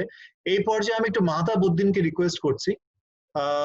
মাহতাব, তুমি যেটা করতে পারো সেটা হচ্ছে একটু প্রথম কথা যে ওই নাম্বারটা ও প্রজেকশনের জায়গাটা যদি একটুখানি এমফাসাইজ করো, প্লাস যদি এখন থেকে একটা দুটো পয়েন্ট, এখান থেকে যদি একটা দুটো পয়েন্ট এই পর্যায়ে যদি নিতে পারো, তারপরে আমি রাফিউলের কাছে যাব রাফিউলের কমেন্ট শোনার জন্য। কিন্তু তার আগে আমি মাহতাব এবং রাফিউলের মধ্যে আমি কয়েকটা কমেন্ট যারা লিখেছেন তাদের আমি পড়ে শোনাবো। Mahtab. Sir, thank you so much. প্রথমত ধন্যবাদ এবং সবাইকে স্বাগত জানাচ্ছি আজকের ইন্ডিজিনাস ফোরামে। আমি প্রথমত কয়েকটা জিনিস বলে রাখতে চাই যে আমরা সানেম থেকে কিছু কাজ অলরেডি করছি কোভিড এর ইম্প্যাক্ট দেখার জন্য, এবং তার মধ্যে একটা কাজ আমরা অলরেডি অনগোয়িং চলছে, সেখান থেকে কিছু নাম্বার আমি এখানে শেয়ার করছি। বেসিক্যালি জিনিসটা হচ্ছে আমরা এখানে সবাই যে কথাটা বলছি সেটা হচ্ছে হার্ড ইমিউনিটি কনসেপ্টটা নিয়ে আমরা সবাই গত কয়েকদিন ধরে শুনে এসেছি যে আমাদের হার্ড ইমিউনিটি দিকে যেতে হবে। কিন্তু হার্ড ইমিউনিটিতে যাওয়ার জন্য অ্যাকচুয়ালি দুটো পথ আছে। একটা হচ্ছে ম্যাসিভ ইমিউনাইজেশন, যেটা অ্যাকচুয়ালি স্মল পক্সের যে ভ্যাকসিন যখন আবিষ্কার হলো, তারপরে সবাইকে স্বল্প পরিসরে ভ্যাকসিনটা তাদের বডিতে ইনজেক্ট করে ইমিউনাইজেশনটা গ্রো করা। আরেকটা যেই পদ্ধতি আছে সেটাকে বলা হচ্ছে এক্সপোজার, যে মানুষজন এই হার্ড ইমিউনিটিতে তারা এক্সপোজড হবে এবং তার মধ্যে এই অ্যান্টিবডিটা তখন গ্রো করবে। কিন্তু এই এক্সপোজারে যে কথাটা আছে সেখানে একটা বড় রকমের ভয়ের কথা আছে। ভয়ের কথাটা হচ্ছে যখন আমাদের মতো একটা বড় দেশ, যেখানে হাইলি পপুলেটেড একটা কান্ট্রি, যেখানে পপুলেশন ডেন্সিটি অনেক হাই, সেখানে এই এক্সপোজারের যদি করতে যায় এটা হিতে বিপরীত হওয়ার সংখ্যা অনেক বেশি। তার কারণ হচ্ছে হার্ড ইমিউনিটি থ্রেশহোল্ড, যেটা অর্থাৎ যত পার্সেন্ট মানুষের কাছে এটা কন্টেজিয়াস, এই সংক্রমণের পরে গিয়ে এই রেটটা কমবে, এই রেটটা ভ্যারি করে হচ্ছে কোভিড এর ক্ষেত্রে এটা হচ্ছে 30 থেকে 74% এর মতো বলা হয়। তো সেক্ষেত্রে আমরা যদি 30% ধরে দিই, যদিও আমি ধরেও নিই যে আমার অ্যাটলিস্ট 30% অফ মাই টোটাল পপুলেশনকে ইনফেক্টেড হতে হবে এই আমার হার্ড ইমিউনিটি গ্রো করার জন্য, আমার 17 কোটি মানুষের দেশে 30% হবে হচ্ছে 5 কোটি। অর্থাৎ 5 কোটি মানুষ, অ্যাটলিস্ট 5 কোটি মানুষকে এই কোভিড, মানে যদি আমরা হার্ড ইমিউনিটি ডেভেলপমেন্টে যে কথাটা বলতে চাই সেদিকে যেতে চাই। একটা ব্যাপার হচ্ছে আমাদের এই যে ভাইরাসের যে রেটে গ্রো করছে, আমাদের অনেক মধ্যে ধারণা আছে যে আমাদের হয়তো প্রথম কয়েকদিনে যে লকডাউনটা ছিল সেই লকডাউনটা ঠিকভাবে কাজ করেনি। কিন্তু আমরা যদি আমাদের ভাইরাসের গ্রোথ রেটের যদি প্যাটার্নটা দেখি, ডাবলিং টাইমটা যদি দেখি, ডাবলিং টাইম বলতে বোঝায় যে যদি আমার 100 জন পেশেন্ট আজকে থাকে, এই 100 জন পেশেন্ট থেকে 200 জন পেশেন্ট হতে কতদিন সময় লাগবে। তো আমাদের ইনিশিয়াল স্টেজ অফ আমাদের একদম ইনিশিয়াল স্টেজে আমাদের এই ডাবলিং টাইমটা ছিল 2 দিন বা 3 দিন, অর্থাৎ প্রতি 2 দিন বা 3 দিনে আমাদের নাম্বার অফ পেশেন্ট আমাদের ডাবল হচ্ছিল। কিন্তু আমরা যখন লকডাউনটা ইম্পোজ করলাম, তখন থেকে যখন আমরা লকডাউনটা ইজ আপ করলাম অর্থাৎ 26শে এপ্রিল, ততদিনে আমাদের ডাবলিং টাইমটা 2-3 দিন থেকে বেড়ে প্রায় হচ্ছে 12 দিনে পৌঁছে যায়। কিন্তু লক্ষ্য রাখবেন যেটা হচ্ছে সেই 26শে এপ্রিল থেকে আজ অবধি এখন পর্যন্ত আমাদের ডাবলিং টাইমটা কিন্তু ওই 12-13 দিনের মধ্যেই স্থবির হয়ে আছে। অর্থাৎ এখনো আমাদের প্রায় প্রতি 12 দিন অন্তর অন্তর আমাদের যে নাম্বার অফ পেশেন্ট সেটা ডাবল হবে অ্যাকচুয়ালি। সো আপনারা জাস্ট যদি নাম্বারটা দেখেন, আজকে থেকে গত 24 তারিখে যে নাম্বারটা ছিল, জাস্ট তার থেকে 12 দিন যোগ করুন, এই 5 তারিখে আপনারা দেখবেন আমাদের total number of infected population এটা হবে প্রায়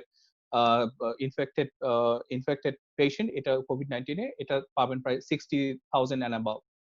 এবং এখন যে ক্রাইসিসের মূল যে জায়গাটা সেটা হচ্ছে আমাদের আমরা যেভাবে আমরা ওপেন আপ করেছি, এই ওপেন আপ করার কারণে আমাদের যে ভাইরাসের যে ইনফেকশন যে গ্রোথ রেটটা ছিল যে রেটে মানে একজন থেকে আরেকজনের কাছে আমাদের প্রতিদিন যে নাম্বার অফ ইন্ডিয়ান পপুলেশনটা বাড়ছিল, সেটা এইভাবে আনপ্ল্যান্ড উপায়ে এই ওপেন ইকোনমিটা ওপেন আপ করার কারণে এই রেটটা কমবে না, বরং এটা বেড়ে যেতে পারে। ইন দ্যাট কেস আমাদের যে ডাবলিং টাইমটা এটা আরো কমে আসতে পারে, অর্থাৎ আরো দ্রুততম সময়ে নাম্বার অফ পেশেন্ট সংখ্যা ডাবল হয়ে যেতে পারে। এটার ভয়ের কারণটা যেই জন্য সেটা হচ্ছে আমাদের এখানে যে হেলথ কেয়ার ফ্যাসিলিটি আছে এটা অত্যন্ত অপ্রতুল। আমাদের ফর এক্সাম্পল আমাদের যে লেটেস্ট যে ইডিজিএস এর যে রিপোর্টটা আছে সেখান থেকে আমরা দেখতে পাই যে আমাদের প্রতি 10,000 জনে আমাদের টেকনিশিয়ান আছে অনলি 0.32 জন। আমাদের প্রতি 10,000 জন আমাদের নাম্বার অফ ফিজিশিয়ানস আছে, রেজিস্টার্ড ফিজিশিয়ান আছে 6.3 জন। প্রতি 10,000 জনে আমাদের নাম্বার অফ হসপিটাল বেড আছে 8 জন। এইরকম অপ্রতুল সংখ্যক হেলথ কেয়ার সাপোর্ট নিয়ে আমাদের পক্ষে যদি আমরা যদি এই লকডাউনটা যদি এরকম ইজ আপ করে দেই এবং নাম্বার অফ অ্যাফেক্টেড পিপল যদি অনিয়ন্ত্রিতভাবে বাড়তে থাকে, এটার ভয়টা যেটা হবে সেটা হচ্ছে প্রচুর পরিমাণ মানুষ তারা ট্রিটমেন্টের অভাবে মারা যেতে পারেন, যারা হয়তো ট্রিটমেন্ট পেলে বাঁচতে পারতেন। তো একটা যদিও আমরা জানি যে আমাদের এইখানে মাত্র 5% হচ্ছে যাদের হয়তো ক্রিটিক্যাল কেয়ার সাপোর্টটা লাগে, কিন্তু যখন আমরা 1 লাখের কথা বলছি, 1 লাখের 5% হচ্ছে 5,000। যখন সংখ্যাটা 2 লাখে যাবে, অর্থাৎ আমার প্রায় 10,000 জনের মতো পেশেন্টের ক্রিটিক্যাল কেয়ার সাপোর্টটা লাগবে, আইসিইউ সাপোর্টটা লাগবে। আমাদের এখানে আইসিইউ বেড আছে less than 1,000। তো এই ব্যাকড্রপ থেকে যে জিনিসটা বলতে চাই, সরকারের অত্যন্ত দ্রুততম সময়ে যে জায়গাটা দরকার সেটা হচ্ছে অত্যন্ত দ্রুততম সময়ে একটা কঠোর পদক্ষেপের দিকে যাওয়া উচিত।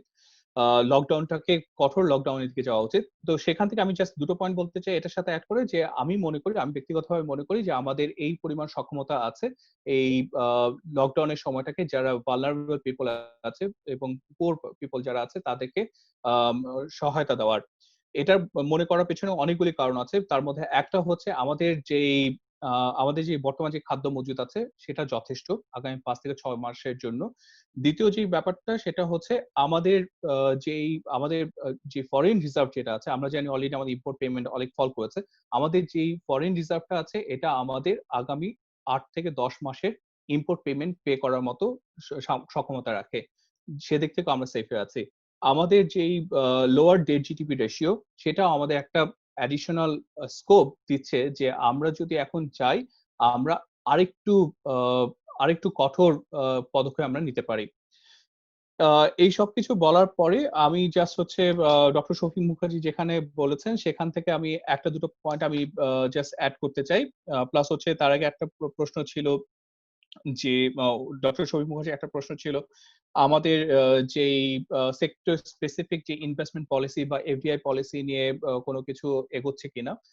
এই রিলেটেড একটা কথা বলতে পারি, সেটা হচ্ছে আমাদের যে শিল্প মন্ত্রণালয় আছে আমাদের তাদের গত কয়েকদিন আগে তাদের একটা সভা হয়েছে এবং সেখানে মাননীয় প্রধানমন্ত্রী যেই বেসরকারি এবং ইনভেস্টমেন্ট বিষয়ক যে উপদেষ্টা আছেন ওনাদের যে সভাটা হয়েছে সেখানে ওনাদের যে সাজেশন গুলি ছিল সেটা হচ্ছে আমাদের এই পোস্ট কোভিডে আমরা যেন যে এফডিআই গুলি আছে সেই এফডিআই গুলি যেন আমরা নিতে পারি, যেগুলি হয়তো চায়না থেকে বের হয়ে অন্য দেশগুলিতে যাবে বা যাচ্ছে।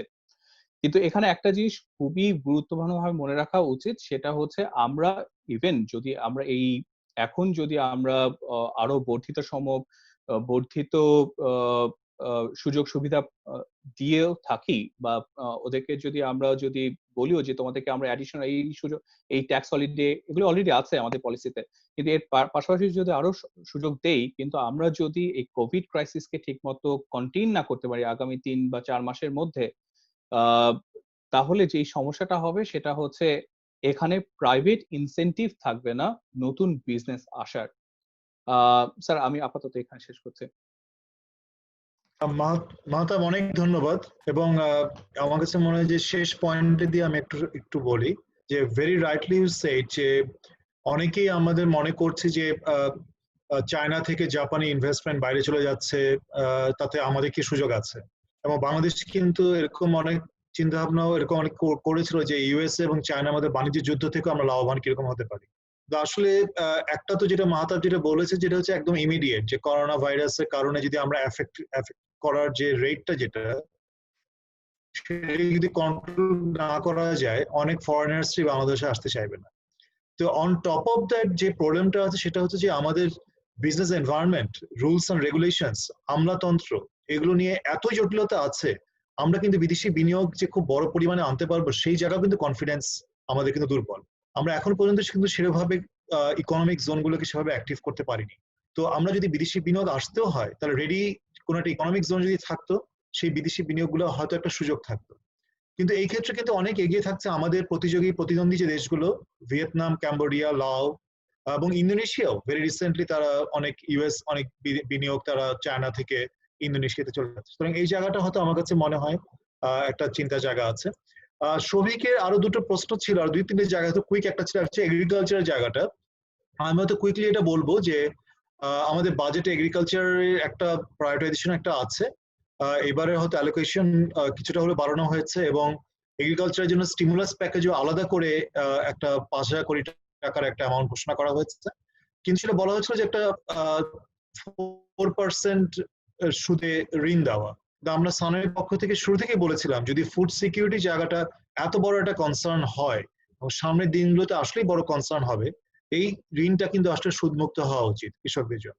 সুতরাং সেই জায়গাটা হয়তো আমাদের একটা আলোচনার জায়গা আছে। আর মনিটারি পলিসি এবং বিশেষ করে মার্কেট সেভাবে ফাংশন না হলে ক্যাশ ট্রান্সফার কিরকম হবে সেটা আমি ফাবিয়ার কাছ থেকে শুনবো, বাট একটু পরে। আমি রাফিউলের কাছে যাবো, তার আগে আমি একটু কয়েকটা কমেন্ট একটু পড়ে নিই। যেমন ইমরান নাজির বলছে যে স্যার করোনা পরিস্থিতির সার্বিক দুর্যোগকালে চারিদিকে প্রাতিষ্ঠানিক দুর্বলতার অরাজকতার কথা শোনা যাচ্ছে। আপনি কি মনে করেন না এই পরিস্থিতি অনেকদিন ধরে ঘনীভূত হয়েছে যেখানে সুশাসনের প্রচন্ড অভাব? এটা আসলে আমার কাছে মনে হয় যে সুশাসন অথবা গভর্নেন্স রিলেটেড যে প্রবলেম, চ্যালেঞ্জ, এটা কিন্তু বাংলাদেশে আমরা দীর্ঘদিন ধরে বলে আসছি, এটা আছে, বিভিন্ন ক্ষেত্রে আছে, বিভিন্ন সেক্টর স্পেসিফিক জায়গাতেও আছে। ব্যাংকিং সেক্টরটা একটা বড় এক্সাম্পল, তারপরে কর খাতে আছে, অন্যান্য খাতগুলোতেও আছে। এবং সুতরাং এই যে স্টিমুলাস প্যাকেজ, এটা যদি অথবা ক্রাইসিস যে মোকাবেলা করার যে ম্যানেজমেন্টটা, এটাও কিন্তু আমরা দেখছি যে কোনো কোনো জায়গায় বড় ধরনের কোঅর্ডিনেশনের অভাব আছে, সিরিয়াস প্রাতিষ্ঠানিক দুর্বলতা আছে। যে একটা বিশাল কমিটি করা হয়েছে, সেই কমিটি অনেক সময় দেখা যায় কমিটির মধ্যে কোনো কোঅর্ডিনেশন নেই। এমনকি এই কমিটির মধ্যে যারা হেলথ এক্সপার্ট রাখা হয়েছে তাদেরও পরামর্শ আসলে কি রিফ্লেক্টেড হয় কিনা সত্যিকার অর্থে যখন ওপেন আপ করার ডিসিশন নেওয়া হচ্ছে, সে জায়গায় কিন্তু আমরা দেখছি নানা ধরনের কনফ্লিক্ট আছে। এই যে একটা কোঅর্ডিনেশন বড় ধরনের একটা সমস্যা, ম্যানেজমেন্টে বড় ধরনের সমস্যা, এবং করাপশন অন্যান্য জায়গাগুলো তো আমরা আলোচনা করেছি, সেগুলো কিন্তু শেষ পর্যন্ত কিন্তু প্রাতিষ্ঠানিক দুর্বলতাকে নির্দেশ করে। তো ইমরান নাজির, আপনার সাথে মোটা দাগে আমি একমত যে এই জায়গাগুলো অবশ্যই, এবং ক্রাইসিস সময়ে হয়তো দেখা যায় এটা আরো প্রবল ভাবে আসে। সঞ্জিত কর্মকার উনি বলছেন every year a huge amount of budget is allocated for the agriculture sector but the development is not much visible. Contribution agriculture sector হচ্ছে 13.4% while in 2018 it was 13%. So any change in agriculture budget will bring any fruitful result at the situation. How the budget should be allocated in this sector, এবং উনি হচ্ছেন Assistant Director of Community Management, Bangladesh Relief Initiative for Community in Khulna. উনি agriculture সেক্টরের কথা বলেছেন, আমরা মনে হয় এই প্রশ্নটা কিছুটা হলেও আমরা অ্যাড্রেস করেছি। ইনজামুল হক উনি বলছেন করোনা ক্ষতি মোকাবেলায় আসন্ন বাজেটের সামাজিক সুরক্ষার আওতায় দারিদ্র জনগোষ্ঠীর জন্য নিয়মতান্ত্রিক খাদ্য সহায়তা বৃদ্ধি করা যায় কিনা এই বিষয়ে জানতে চাচ্ছিলাম। এই প্রশ্নটা হয়তো আমি আশাকে দেব, আশার কাছে আমি যাব, বাট আমি এখন আপাতত আমি যাচ্ছি রাফিউলের কাছে। রাফিউল প্লিজ। স্যার আমাকে শোনা যাচ্ছে? শোনা যাচ্ছে রাফিউল, তুমি ভিডিও অন করেও কথা বলতে পারো ইফ ইউ উইশ।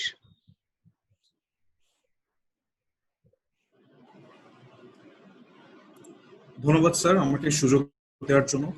আমি রাফিউল আহমেদ, আমি অর্থনীতি বিভাগ শাহজালাল বিজ্ঞান প্রযুক্তি বিশ্ববিদ্যালয়ে পড়াশোনা করছি। স্যার আমি যে বিষয়টা নিয়ে কথা বলতে চাচ্ছি সেটা হচ্ছে মানে স্পেসিফিকলি স্বাস্থ্য খাতের বাজেট নিয়ে।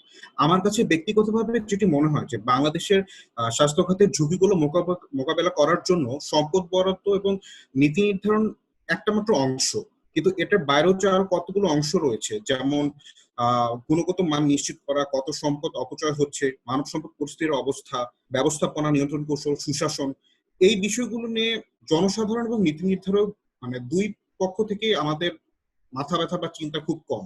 সবচেয়ে ভয়াবহ ব্যাপার যেটা হচ্ছে স্যার, বাজেটে বরাদ্দ কম এবং সেই বাজেট বরাদ্দের সক্ষমতার অভাবে পুরোপুরি সেটা ব্যবহৃত হচ্ছে না। যেমন আমি যদি চলতি অর্থ বছরের কথা বলি, প্রথম 9 মাসে স্বাস্থ্য সেবা বিভাগ মাত্র 26.71% বাস্তবায়ন করতে পেরেছে।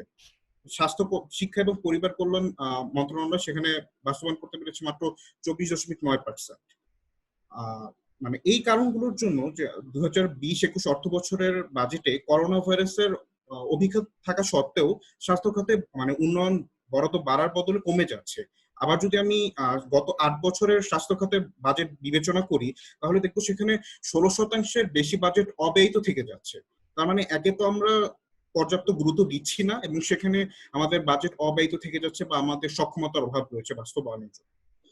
এটি আমার একটি ব্যক্তিগত মতামত। এবং আরেকটি প্রশ্ন সেটা হচ্ছে স্যার, কেন্দ্রীয় ব্যাংক যদি মানে তাদের অনলাইন বন্ড বিক্রি করার মাধ্যমে ব্যাংকের যে অচল অবস্থা সেটি দূর করার জন্য কোনো ধরনের পদক্ষেপ নিতে পারে কিনা, আর এক্ষেত্রে বড় অঙ্কের যদি ক্রেডিট গ্যারান্টিড স্কিম এই জিনিসটা প্রচলন করা হয় তাহলে সেটা কতটুকু ইফেক্টিভ হবে? ধন্যবাদ স্যার। রাফিউল, অনেক ধন্যবাদ। আমার মনে হয় যে ইন্টারেস্টিং পয়েন্ট গুলো তুলে ধরেছো। এই কথাগুলো নিশ্চয়ই আমরা চেষ্টা করবো আলোচনা করার জন্য। আমি ফাভিয়ার কাছে একটু যাচ্ছি। ফাভিয়া, এই পর্যন্ত যে প্রশ্নগুলো হয়েছে এর মধ্যে যদি একটা দুটো পিক করে তুমি কমেন্ট করতে পারো, তারপরে আমি যাব আরেকজনের কাছে, দেন আমি আবার আশার কাছে আসবো সানেমের পক্ষে, এবং আমি জানি ইশরাতও আছে, তো ইশরাতের কাছে ইভেন্চুয়ালি আসবো। ফাভিয়া, ওভার টু ইউ প্লিজ। জি স্যার, থ্যাংক ইউ স্যার। আমি ডক্টর সৌভিক মুখার্জির একটা প্রশ্ন দিয়ে স্টার্ট করতে চাচ্ছিলাম, যে উনি জিজ্ঞেস করছিলেন যে where can investment opportunities lie in the post covid era? বাংলাদেশের জন্য একটা হতে পারে যেটা পোস্ট কোভিড এরায় ফার্মাসিউটিক্যাল ইন্ডাস্ট্রিজ এর একটা ইনভেস্টমেন্ট অপরচুনিটি আসতে পারে।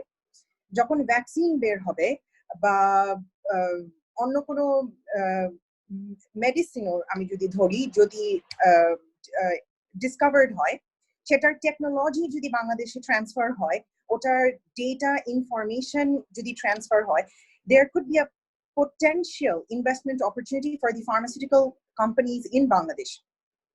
They can produce the vaccines produce hote pare investment er through te, medicines produce hote pare, and that can eventually be exported. Eta one of the sides, because pharmaceutical industries, kichu pharmaceutical companies, they are self-sufficient in our country. Monetary policy je ekta kotha chilo, as far as I understood, effectiveness of monetary policy, যদি if cash is available in the hands of the people, cash যদি না থাকে, investment amount of cash, আমরা demand shocks, demand shortage of investments, these could be expected. So government যদি, যেটা Germany খুব ভালোভাবে করেছে, যদিও ওই পর্যায়ের প্রপোর্শন অফ জিডিপি আমরা অ্যাপ্রোচ করতে পারবো না, কিন্তু জার্মানি যেটা করেছে, to increase disposable income but to maintain the level of disposable income, Germany tax payment ওই পিরিয়ডটা লেনদেন করে দিয়েছে। রেন্ট যেন পরে দিতে পারে যারা ব্যাডলি এফেক্টেড, সেই প্রভিশনস আছে। এসএমইর জন্য প্রভিশন আছে। বিদিশা ম্যাম যেটা বলছিলেন, যারা সেলফ এমপ্লয়েড, তারা they get a huge amount of money in the German economy. So এইসব ইকোনমিতে মনিটারি পলিসির ইফেক্টিভনেস, নতুন নতুন মনিটারি পলিসি যেটা ইমপ্লিমেন্ট হবে, ওটার ইফেক্টিভনেসটা we can expect more. But আমাদের এখানে সোশ্যাল প্রোটেকশন স্কিমস বা ক্যাশ ট্রান্সফারস, এগুলো এখনো হয়তো বা লিমিটেড পর্যায়ে হচ্ছে। So yes, there could be a question about the effectiveness of monetary policy. Interest rate jodi komay, hate taka na thakle, on an individual level, on a business level, we can expect the investments will be lower. Ar arekta proshno aschilen je from Salman Ibn Yasin, je whereas some people are losing their job, how can we reduce the unemployment problem? Isn't it necessary to give priority to technical education and short training? এটা আমি মনে করি this is very important, because আমরা সানেম আর action aid একটা webinar করেছিল, তো ওখানে বলা হয়েছিল যে youths are affected through many different channels. একটা হচ্ছে এডুকেশন, আর আরেকটা ভেরি ইম্পর্টেন্ট চ্যানেল হচ্ছে এমপ্লয়মেন্ট অপরচুনিটিস, যেটা লং টার্মে due to covid will be very badly affected. So অনেক ক্ষেত্রে দেখা যাচ্ছে প্রাইভেট কোম্পানিজ হোক বা অন্যান্য দেশে হোক, বিভিন্ন ট্রেনিং হচ্ছে থ্রু অনলাইন প্ল্যাটফর্মস। সো আমাদের সরকার যদি ওরকম একটা করতে পারে, ভোকেশনাল ট্রেনিং হোক, টেকনিক্যাল ট্রেনিং হোক, ইউথ ফোকাস ট্রেনিং, সো এটা তাদের এমপ্লয়মেন্ট অপরচুনিটিকে রিটেইন করতে সাহায্য করবে এবং তাদের পোস্ট কোভিড এরায়ও এমপ্লয়মেন্ট অপরচুনিটিস পেতে সাহায্য করবে। Thank you. ফাবিয়া, অনেক ধন্যবাদ। আমি আর একটু পরে ডক্টর বিদিশার কাছে যাব, বেসিক্যালি এই youth related challenges labour market নিয়ে ওনার মতামত আমরা শুনবো। তার আগে আমরা একটু আরো কয়েকজনের কাছ থেকে শুনে আসি। একটা বিষয় হচ্ছে যে এই জায়গাটা কিন্তু খুবই গুরুত্বপূর্ণ, যেটা নিয়ে রিটার্নিং মাইগ্রেন্টস যারা প্রবাসী শ্রমিকরা দেশে ফিরে আসছে, তাদের স্কিল আমরা কিভাবে ব্যবহার করতে পারি। কারণ এখন রেমিটেন্সের উপর যেরকম একটা শক আসছে এবং সামনের অর্থ বছরে কিন্তু একটা আশঙ্কা করা হচ্ছে রেমিটেন্স অনেক কমে যাবে। পাশাপাশি কিন্তু আরেকটা বড় ধরনের শক আসতে পারে যে শ্রমিকরা ওই দেশগুলো থেকে ফিরেও আসতে পারে বাংলাদেশে। এই শ্রমিকদেরকে আমরা কিভাবে কাজে লাগাতে পারি সেটা নিয়ে কিন্তু একটা বড় প্রশ্ন আছে।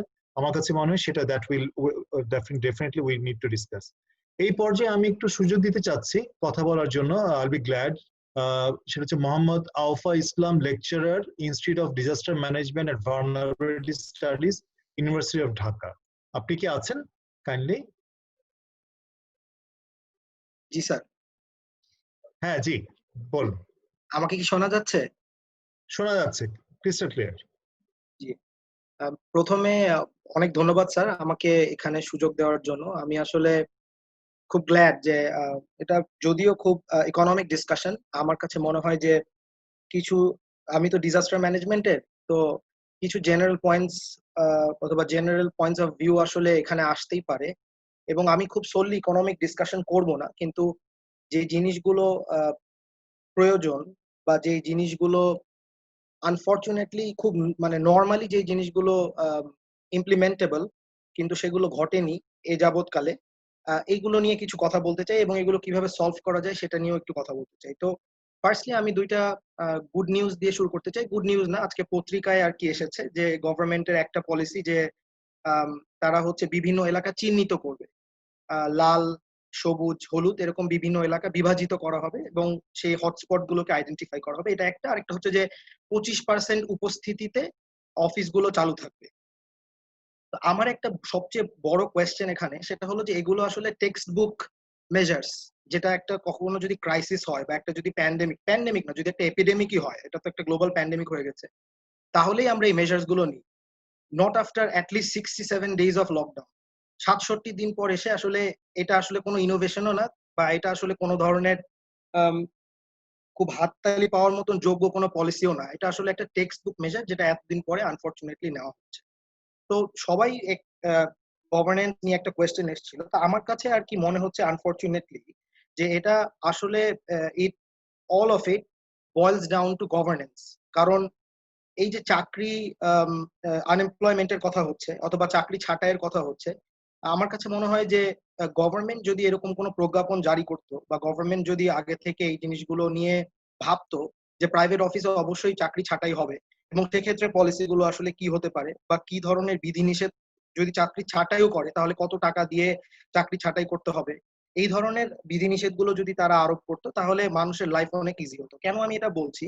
কোম্পানিগুলো অনেকগুলো অর্গানাইজেশন, আমি নাম বলতে চাই না, তারা হচ্ছে আপনার কোটি কোটি টাকা দেখা যাচ্ছে প্রণোদনা দিচ্ছে। হ্যাঁ, ইমেজ একটা, এখন কোম্পানির ইমেজ একটা অনেক ইম্পর্টেন্ট ইস্যু হয়ে গেছে সোশ্যাল মার্কেটিং এর যুগে। তো তারা অনেক কোটি কোটি টাকা প্রণোদনা দিচ্ছে কিন্তু নিজের 100-200 কর্মী ছাঁটাই করে ফেলছে। তা আমার কথা হচ্ছে যে ওই টাকাটাই তুমি তোমার কর্মী রিটেইন করো, অথবা তুমি যদি পুরা বেতন না দিতে পারো তাহলে তুমি যদি অর্ধেক বেতন দাও, অর্ধেক বেতন না দিলে জীবন বাঁচাতে পারে এরকম কিছু টাকা তুমি তোমার কর্মীর হাতে দাও তোমার নিজের ইমেজ ইমপ্রুভমেন্ট বা ইমেজ ডেভেলপমেন্টের চাইতে। এটা হচ্ছে এক। আরেকটা কথা হচ্ছে যে এখন গভর্নমেন্ট বলছে যে এত মানুষের আসলে দায়িত্ব নেওয়া সম্ভব না। ঠিক আছে, এটা বোঝা যায়, কিন্তু আমার কথা হলো যে গভর্নমেন্ট ফার্স্ট অফ অল কোনো মানে এমফ্যাটিক অথবা কনক্রিট পলিসি আমাদের সামনে বলছে না যে যদি 2 মাস লকডাউন হয় তাহলে আমাদের পিকচারটা এরকম হবে, বা আমাদের এর পরের যে আমাদের যে মেইন 3টা খাত আছে, কৃষি, শিল্প এবং সেবা, সেখানে আমরা এই এই কাজগুলো করতে যাচ্ছি, ঠিক আছে? এই ধরনের কোনো কনক্রিট পলিসি নেই বা এই ধরনের কোনো কনক্রিট পিকচারও নাই। কিন্তু যদি আমি বলি যে উন্নত দেশগুলোর কথাও, বা যেগুলো আমাদের পাশের দেশ ভারত, যদি আমরা পলিসি না বানাতে পারি তাহলে আমরা রেপ্লিকেট করি, আমরা তাদের কাছ থেকে পলিসিগুলো ধার করি, তারা কি করছে সেটা দেখি, কিংবা শ্রীলঙ্কা কি করছে সেটা দেখি, যদিও শ্রীলঙ্কা খুবই successful in dealing with this crisis. এটা হচ্ছে একটা। 2 নাম্বার হচ্ছে যে এখন অল্টারনেটিভ কি করা যায়। অনেকগুলো প্রবলেম, মানে আমাদের তো একটা হিট ফার্স্ট অফ অল নিতে হচ্ছে, মানে এটা নিয়ে কোনো ডাউট নাই অবভিয়াসলি, যে হচ্ছে আমাদের প্রোডাকশন ম্যাসিভলি কাট ডাউন হবে, আমাদের টাকা পয়সা পকেটে আসা কমবে, মার্কেটে টাকা পয়সা কমবে, এটা নিয়ে আসলে কারো কোনো, মানে এটা নিয়ে কারো দ্বিমত নাই। তাহলে আমাদের অল্টারনেটিভ মানে এখন তাহলে তো রিটেইন করা, মানে এটা যাতে করে একটা ম্যাসিভ ব্রেকডাউন না হয়, এটা হচ্ছে গিয়ে এখন একটা ইম্পর্টেন্ট ইস্যু। ওকে, তাহলে আমার কথা হচ্ছে যে অল্টারনেটিভ বা ইনোভেটিভ পলিসি গুলা কেন গভর্নমেন্ট নিতে পারছে না? যখন আমি ধরেন আপনাদেরই যে যে ছাত্র তাহমিদ, ওদের যে একটা পাশে আছে ইনিশিয়েটিভ, কিংবা বিদ্যানন্দ ফাউন্ডেশনের মতন যারা মানুষজনকে খাওয়াচ্ছে, শুধু মানুষজনকে তো খাওয়াচ্ছে এরকম না, ওরা তো বিভিন্ন ক্ষেত খামার থেকে মানুষ যারা ফসল বিক্রি করতে পারছে না, কিভাবে একটা সাপ্লাই চেইন ক্রিয়েট করা যায়, নীল ক্ষেতের যে বই বিক্রি করতে পারছে না তার থেকে কিভাবে বই এনে মানুষকে বিক্রি করা যায়, and there is a demand. এটা তো খুব ইনএভিটেবল যে মানুষজন, এই বাংলাদেশের মানুষ একটা ক্রাইসিসে হেল্প করতে চায়। আমরা আমাদের টাকা পকেটে টাকা পয়সা কি পরিমাণ উঠেছে সেটা আপনারা দেখেছেন, বা গভর্নমেন্ট অফিসগুলো থেকে কিভাবে প্রধানমন্ত্রীর ত্রাণ যেই ইয়েটা আছে, ফান্ডটা আছে, সেখানে কিভাবে টাকা গেছে সেটাও দেখা গেছে। তো আমার কথা হচ্ছে যে যদি এই ছোট ছোট অর্গানাইজেশন গুলো যারা এই ক্রাইসিসের সময়ে জন্ম নিল, তারা যদি এই ধরনের বিভিন্ন ইনিশিয়েটিভ চিন্তা করতে পারে, government with all it's resources কেন পারছে না? That's a misery. যে গভর্নমেন্টের এত এত রিসোর্সেস আছে, গভর্নমেন্টের কাছে এত ইনফরমেশন আছে। আরেকটা কথা হচ্ছে যে ডাটাবেস, মানে ঠিক আছে, যদি এটাই হয় যে প্রবলেম, যদি এটা হয় যে করাপশন এবং গভর্নমেন্টের আসলে এখানে কোনো হাত নাই, বা গভর্নমেন্ট কিছু করতে পারছে না because of the political leaders at the root levels, তারা বিভিন্ন জিনিস বিভিন্নভাবে কি বলবো ডিরেইলড হচ্ছে, বা ইয়েগুলো জিনিসগুলো ঠিক মতো মিস অ্যাপ্রিপিয়েশন হচ্ছে রিসোর্সেস গুলো, তাহলে আমার কথা হলো যে তাহলে আপনি মানে ডাটাবেসটা খুব ওপেন অ্যান্ড অ্যাক্সেসিবল করে দেন, অ্যাভেলেবল করে দেন, যাতে করে সেটা হচ্ছে গিয়ে ফার্স্ট অফ অল আপনার তো ডাটাবেসটাই নাই যে আসলে কোন মানুষগুলো অভাবী, বা যদি 21% আসলে আমাদের দারিদ্র্যের হার হয়, তাহলে সেই কোন মানুষগুলো এই জিনিসগুলো ডিজার্ভ করে, বা কোন জিনিসগুলো কোন মানুষগুলোকে এগুলো পৌঁছানো দরকার। কেননা তাতে করে যেটা হবে, তাতে এই বিদ্যানন্দ বা পাশে আসছে ইনিশিয়েটিভ গুলোর মতন যে অর্গানাইজেশন গুলো আছে, ওরা তো তাহলে আরো বেটার কাজ করতে পারবে। তাহলে ইয়ের গুলো রিডান্ডেন্সি হবে না, যে রিসোর্সেস গুলো আছে এটা রিডান্ডেন্সি হবে না। বিদ্যানন্দ একটা জায়গায় যে খাবার দিচ্ছে, পাশে আছে ওখানে যে খাবার দিয়ে আসছে। তো যখন এই ধরনের কোঅর্ডিনেশন বা একটা মেকানিজম যখন গভর্নমেন্ট চাইবে যে ঠিক আছে একটা ক্রাইসিস হয়েছে, আমি একটা আইসিএস সিস্টেম বিল্ড করি, যে একটা ইনসিডেন্ট ক্রাইসিস একটা সিস্টেম বিল্ড করি, এখানে মানুষজন রিপোর্ট করতে পারবে আমি কি দিতে চাই, কে নিতে চায়, এরকম একটা ট্রান্সপারেন্ট সিস্টেম, তাহলে হচ্ছে গিয়ে জিনিসগুলো হবে। এখন অনেক জায়গায় পড়াশোনা যেগুলো করলাম বা নিউজ পেপারে যা পড়লাম, সবাই বলছে যে নেক্সট বাজেট যেটা নিয়ে কথা হচ্ছে, সেখানে বলছে যে দুর্নীতি কমাতে হবে আর অপ্রয়োজনীয় খাতে ব্যয় কমাতে হবে। অলরাইট, তো এগুলো তো আসলে আমরা সবসময় বলে আসি, খুবই থিওরিটিক্যাল কথাবার্তা যে দুর্নীতি কমাতে হবে। এখন কথা হলো যে তাহলে দুর্নীতি কিভাবে কমাবেন, বা অপ্রয়োজনীয় ব্যয় কিভাবে কমাবেন? এটা তো একটা সিস্টেম লসের মধ্যে দেশ আছে, এটা তো কমানো ইম্পসিবল। এখন আমার কথা হলো যে গভর্নমেন্ট এতদিন হয়তো বা এই জিনিসগুলো নিয়ে এত বদার করে না, because they did not take a hit. This is the first time যদি তারা এই জিনিসগুলো নিয়ে বদার্ড না হয়, they are going to take a massive hit. হ্যাঁ, তারা যদি মানুষজনের লাইভলিহুড নিয়ে এত চিন্তা করে যে মানুষজন কেওয়াস করবে, যদি আজকে আমি লকডাউন না খুলে দিই, মানুষজন না খেয়ে মরবে, তাহলে 10,000 বা 1 থেকে 20,000 30,000 মানুষ মরলেও কেওয়াস হবে। এবং এর পরের 1 বছর যদি সিস্টেম ফল করতে শুরু করে, যেটা খুব মানে চোখে দেখা যাচ্ছে যে আপনি দেখেন যে আমরা হচ্ছে লকডাউন খুলে দিলাম, অলরাইট, লকডাউন খুলে দিয়ে আমাদের উপকারটা কি হলো? আমাদের বাস ভাড়া 60% বেড়ে গেল। এবং এই ঘটনাটাই বিভিন্ন খাতে ঘটতে থাকবে, কারণ অবশ্যই মানুষ চাইবে যে আমার যে টাকা আমি লস করেছি 3 মাসে 6 মাসে 8 মাসে, সেই টাকাটা আমি ফিরিয়ে আনি। ঠিক এইখানেই যদি গভর্নমেন্ট না পারে, এবং এটা মানে এই জায়গাটাতে অ্যাবসলিউটলি গভর্নমেন্টের হাতে সব পুরা জিনিসটা দায়ভার অর্পিত হয়। কেননা আমি আরেকটা জিনিস দেখে আমার একটু ইয়ে লাগলো, অবাক লাগলো, যে গভর্নমেন্ট ধরেন মানুষের দোষ দেয় যে জনগণ ইয়ে না, জনগণ হচ্ছে একেবারেই কি বলে সচেতন না, জনগণ রাস্তাঘাটে বের হয়ে যাচ্ছে। তা আমার কথা হলো যে আপনি গভর্নমেন্ট জানে না দেশের জনগণ কিরকম? গভর্নমেন্ট জানে না যে জনগণকে রাখতে হলে বা ভিতরে রাখতে হলে কি করতে হবে? আমরা যদি ভোটের আগের রাতে কিংবা কোনো একটা এমার্জেন্সি হলে কারফিউ দিতে পারি, তাহলে যদি ধরে বেঁধে মানুষজনকে ঘরে রাখতে হয়, তাহলে সেটাও আসলে 144 ধারা জারি করে ঘরে রাখা পসিবল ছিল। তো আমাদের সাকসেস একটা স্টোরি আছে, এতগুলো দুঃখ ঘটনার মাঝেও একটা স্টোরি আছে যে টোলারবাগ আবাসিক এলাকায়, এটা বহুত নিউজ পেপারে এসেছে যে টোলারবাগ আবাসিক এলাকায় কি চমৎকার ভাবে এটা নিয়ন্ত্রণ করা গেছে। তা আমার কথা হচ্ছে যে এরকম এই জিনিসগুলো যদি চোখে মানে এগুলো আসলে কি বলবো, এগুলো আসলে কোনো রকেট সায়েন্সও না কিংবা কোনো সায়েন্টিফিক নলেজও না যেগুলো আমি বলছি, কিন্তু এগুলো বলা লাগছে এই কারণেই যে যারা, আমি জানি না যে এত জ্ঞানীগুণী নীতি নির্ধারক যারা বসে থাকেন, এবং এটা আসলে বলাটা অনেক উদ্ধত্ত কারণ আমি হয়তো বা এত জ্ঞানীগুণীও না কিংবা আমার এত যোগ্যতাও নাই, কিন্তু দেশের মানুষ তো কথা বলছে এবং স্টুডেন্টরাও তো কথা বলছে এবং ছাত্রছাত্রীরাও। অবশ্যই অবশ্যই আমার মনে হয় আমার মনে হয় যে আমরা যদি মেইন মেসেজটা পেয়ে থাকি, থ্যাংক ইউ সো মাচ, আমার কাছে মনে হয় যে we got the main message. জি, আমি একটা জিনিস শেষ বলতে চাই যে গভর্নমেন্ট অবভিয়াসলি মানে এখন একটা জিনিস করা উচিত যে মাস্ট ডিপ্লয় অল দেয়ার রিসোর্সেস এট পিপলস ডিসপোজাল, মানে এটা ছাড়া আমি আর কি মনে হয় না যে আর কোনো উত্তরণের পথ আছে। সবাইকে অসংখ্য ধন্যবাদ, আমি একটু র্যান্ট করে ফেলেছি। ধন্যবাদ। যে আসলে যে পয়েন্টগুলো, একটা পয়েন্ট আমি আপনার অনেকগুলো পয়েন্টের সাথে আমি একমত, একটা পয়েন্টে আমি একটু জোর দেব যে নীতি নির্ধারণের জায়গায় যে একটা কমফোর্ট জোন ক্রিয়েটেড হয়েছিল ওভার দ্য ইয়ার্স, যে এবং আমার এই ক্রাইসিস টাইম খুব পুশ করছে কমফোর্ট জোন থেকে বেরিয়ে আসার, কিন্তু খুব নির্ভর করবে আসলে কমফোর্ট জোন থেকে বেরিয়ে এসে রাইট ডিসিশন নিতে পারছি কিনা, রাইট পলিসি নিতে পারছি কিনা। আমরা সবাই হয়তো এখানে একমত হব যে একটা শক্তিশালী লকডাউন অথবা ওই ধরনের একটা নিয়ন্ত্রণ দরকার ছিল। আমরা হয়তো 2-2.5 মাস সেই সময়টা হারিয়েছি, সুযোগটা হারিয়েছি, প্রপারলি সেভাবে এক্সিকিউট করা যায়নি। কিন্তু সামনের দিনগুলো যদি এভাবে করতে না পারা যায় তাহলে যে কস্ট হবে, যেটা আমি শুরুতে বলেছিলাম, দ্যাট ক্যান বি হিউজ। আমি একটু যেতে চাই, আপনি ইন্ডিয়ার এক্সপেরিয়েন্সের কথা বলেছেন, সোমনাথ হাজরা আছে কলকাতা থেকে। সোমনাথ, কি সুযোগ হবে অল্প একটু কথা বলার, একটু ইন্ডিয়ান এক্সপেরিয়েন্স শেয়ার করার, কলকাতায় কি হচ্ছে? স্যার শুনতে পাচ্ছেন? শুনতে পাচ্ছি সোমনাথ। হ্যাঁ, মানে আপনি ওপেন আপের কথা বলছিলেন, আমি কদিন ধরে বাংলাদেশের ওপেন আপের ঘটনাগুলো লক্ষ্য করছিলাম এবং ভিডিও কিন্তু অন করা যায় ইফ ইউ ওয়ান্ট। ওকে ওকে, হ্যাঁ। তো যেটা আমরা কদিন ধরে যেটা দেখতে পাচ্ছিলাম যে মানে এই ওপেন আপের জন্য বাংলাদেশে কি করতে চলেছে এবং আমাদের এখানে কি করতে চলেছে, আমরা কদিন ধরে দেখছি যে ইন্ডিয়াতে যেটা হচ্ছে সেটা হচ্ছে যে এই ওপেন আপ করে দেওয়ার ফলে প্রায় ডেইলি প্রায় 8 থেকে 8,500 কনফার্ম কেসেস পাওয়া যাচ্ছে এবং তার সাথে সাথে বাড়তে চলেছে মৃত্যুর সংখ্যাও। তো এই যে ঘটনাটা, এই সিচুয়েশন এসে গেছে এবং এটা আরো বাড়বে। তো এই সিচুয়েশনে এসে আমার একটা জিনিস মনে হচ্ছে যে তাহলে আমরা কি চাইছি, মানে আমরা দুটো জায়গায়, মানে আপনি যেটা একদিন আগে বলেছিলেন যে আমরা মানে জীবনের বদলে জীবিকা না জীবিকার বদলে জীবন, মানে এই জায়গাটা পৌঁছে যাচ্ছি। তো সেই ক্ষেত্রে আমার যেটা বলার সেটা হচ্ছে যে বাংলাদেশও ঠিক একই পজিশন, কিন্তু আমাদের একটা জিনিস ভাবতে হবে যে কতদিন লকডাউন, তাহলে একটা রিভাইভাল স্ট্র্যাটেজি জরুরি, যেটা আমাদের এই লকডাউন এবং এই যে সংক্রমণটা কমাতে সাহায্য করবে, পাশাপাশি আমাদের ইকোনমিক অ্যাক্টিভিটি গুলো চালু থাকবে।